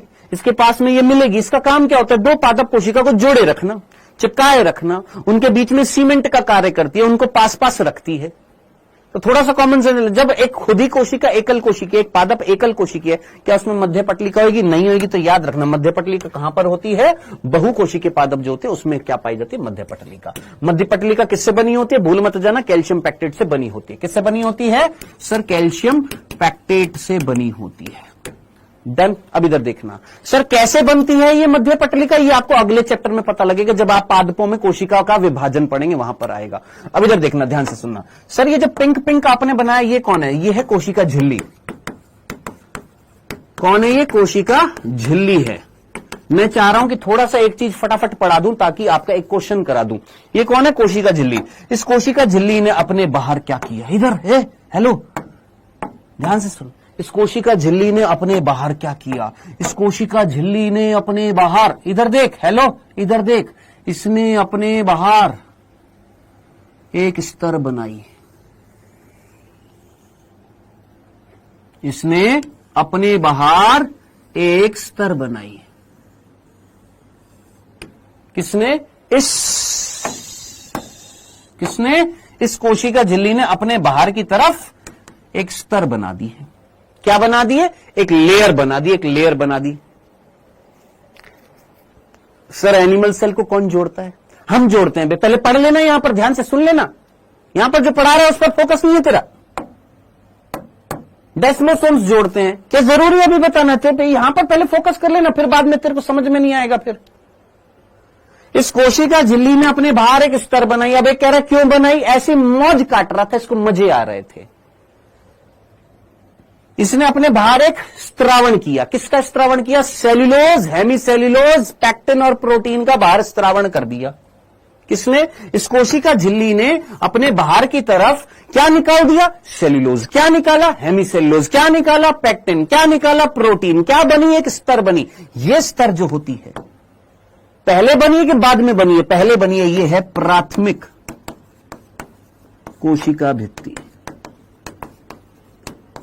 जितना प्यार से और जितना ईमानदारी से मैं तुम लोगों को पढ़ा रहा हूं ना भोंदुओं, सच्ची कह रहा हूं, ये चैप्टर 10 दिन का है सिर्फ। ये जो तुमको इतने आराम से जो चीज पढ़ा रहा हूं ना, वो इसलिए कि ताकि तुमको समझ में आए। अगर तुम मजे लोगे ना तो बेटा मैं मजे ले लूंगा फिर ढंग से। याद रखना इस चीज को। क्या बोला हमने? कोशिका झिल्ली जो है अपने बाहर कुछ केमिकल्स निकाली। कौन से केमिकल्स निकाली? Cellulose, hemicellulose, pectin, protein. सोचिए क्या बना रहे थे सर? कोशिका भित्ति। अब ये कोशिका भित्ति पहली बार बनी है, सबसे पहले बनी है कि दूसरी बार बनी है? पहली बार बनी है। तो ये जो स्तर है इसका नाम क्या? प्राथमिक कोशिका भित्ति। ठीक है। अब ध्यान से सुनना, क्या सर ये कोशिका झिल्ली बाद में भी निकालती है क्या? क्या ये कोशिका झिल्ली बाद में भी और स्तर बनाती है? हां बनाती है। कब बनाती है? जब ये कोशिका वृद्धि करती है। चलो सर अभी समझ में नहीं आएगा, यहीं छोड़ देते हैं, नहीं तो तुम्हारे ऊपर से जाएगा। ऐसे समझ लो, ये सेल जो थी ये छोटी सेल है, अभी अभी पैदा हुई है, तो इसको मैं नवोद्भिद सेल बोलूंगा, नई कोशिका बोलूंगा। तो इस नई कोशिका ने अपने चारों तरफ क्या बनाई? एक भित्ति बना दी जिसका नाम था प्राथमिक कोशिका भित्ति। अब ये कोशिका धीरे धीरे बढ़ेगी। हां सर। ये कोशिका धीरे धीरे मैच्योर होएगी। हां सर। ये कोशिका धीरे धीरे परिपक्व होएगी। हां सर। यानी ये कोशिका जब परिपक्व हो जाती है, मैच्योर हो जाती है, तो फिर ये एक और स्तर बनाती है अपने अंदर की तरफ। और ये स्तर जो होती है दोस्त ध्यान से देखना, ये स्तर जो आपको दिखाई दे रही है ये है ये स्तर, जिसकी संख्या 1 से 3 तक हो सकती है या कुछ कुछ में 1 से 6 तक भी होती है। अब ये जो स्तर बनी है ये है द्वितीय कोशिका भित्ति।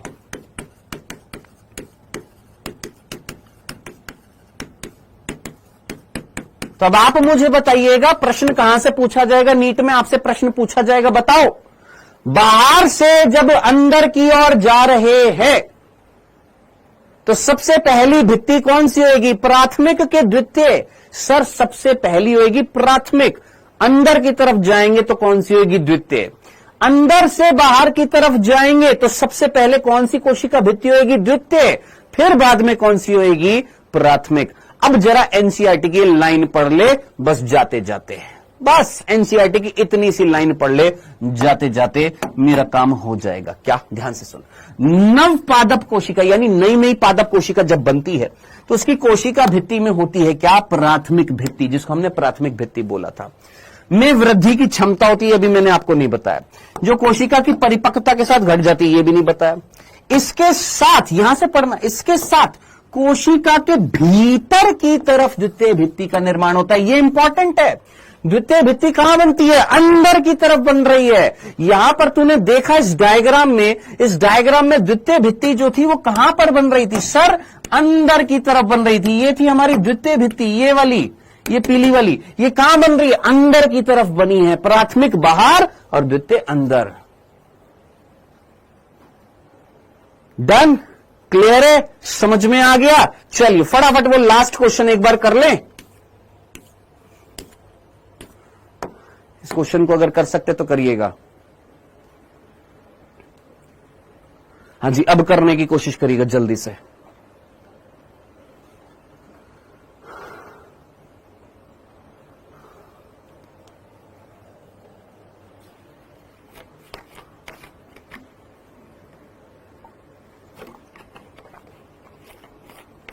नहीं कर रहा सौम्या, आज तक किया है क्या बेटा?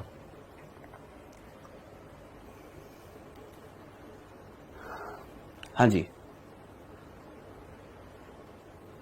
तुम गलत है। कौन गलत है भाई?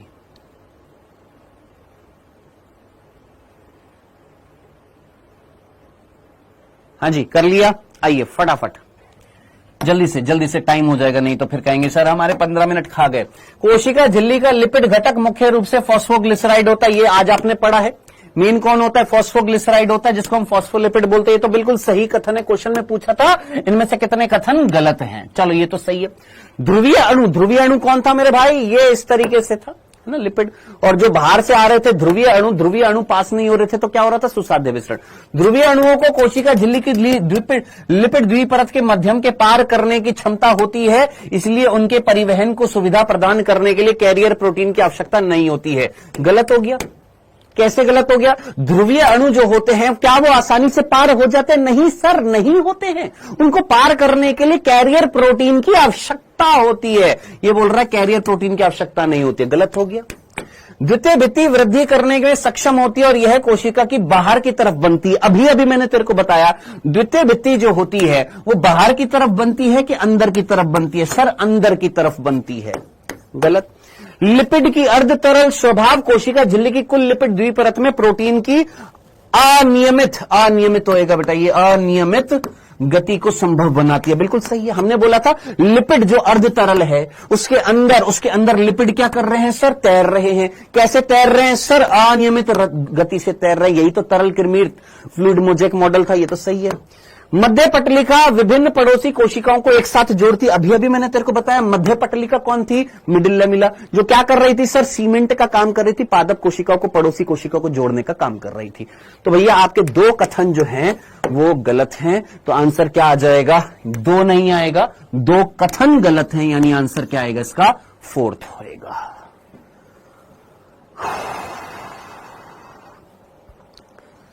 डन। अभी खत्म नहीं हुआ है सेल वॉल, अभी बहुत सारी चीजें। अवांछनीय वृद्ध अणुओं को जाने से रोकती है। सर इसका मतलब क्या है? अभी तक रुक जाओ, अपन मंडे को मिलेंगे और मंडे को ये कोशिका भित्ति समाप्त करेंगे। ठीक है, आएगा समझ में। अवांछनीय वृद्ध अणुओं को जाने से रोकती है। सर कैसे? सर डिक्टियोसोम्स क्या होते हैं? सर ये सेल्यूलोज कौन बनाता है? सर ये हेमीसेल्यूलोज कौन बनाता है? प्रोटीन, पैक्टिन ये कौन बनाता है? सब आएगा। सर विभजोतक कोशिका में प्राथमिक भित्ति होती है कि द्वितीय भित्ति होती है, और स्थायी ऊतक में प्राथमिक होती है कि द्वितीय होती है? सब बताऊंगा, टेंशन मत ले, सब आएगा। पेशेंस रखना अपने अंदर प्लीज। आप सभी से निवेदन है, जितने भी मेरे प्यारे बच्चे हैं, थोड़ा पेशेंस रखना। एक दिन में नीट क्रैक नहीं होता। 1 साल का मौका आप सभी को दिया गया, तो पहले अपना बेस क्रिएट करो। बिना नींव के अगर तुम खड़ा कर दोगे महल, क्या वो टिक पाएगा? 2 दिन भी नहीं टिक पाएगा। तो अपना बेस पहले स्ट्रांग करो। हम ये पहला चैप्टर जो है इतने लेक्चर में क्यों कर रहे हैं? ताकि बेस क्रिएट हो, स्ट्रांग हो। तभी आगे आने वाले लेक्चर्स इसी चैप्टर पर बेस्ड होंगे। डन। तो पहले अपना बेस क्रिएट करो, अपनी नींव स्ट्रांग करो। जो पढ़ा रहा हूं उसको ध्यान से सुनो, नोट्स बनाओ, और ऐसे नहीं शॉर्ट नोट्स कैसे बनेंगे, ये को सब बनाओ। जो पढ़ा रहा हूं सब होना चाहिए, कोई शॉर्ट नोट नहीं, वो नोट नहीं, और ये नोट नहीं, और वो नोट नहीं। जो पढ़ा रहा हूं सब लिख, ठीक। चलो जी, मिलते हैं मंडे को। बाय बाय बच्चों, take care, goodbye, thank you.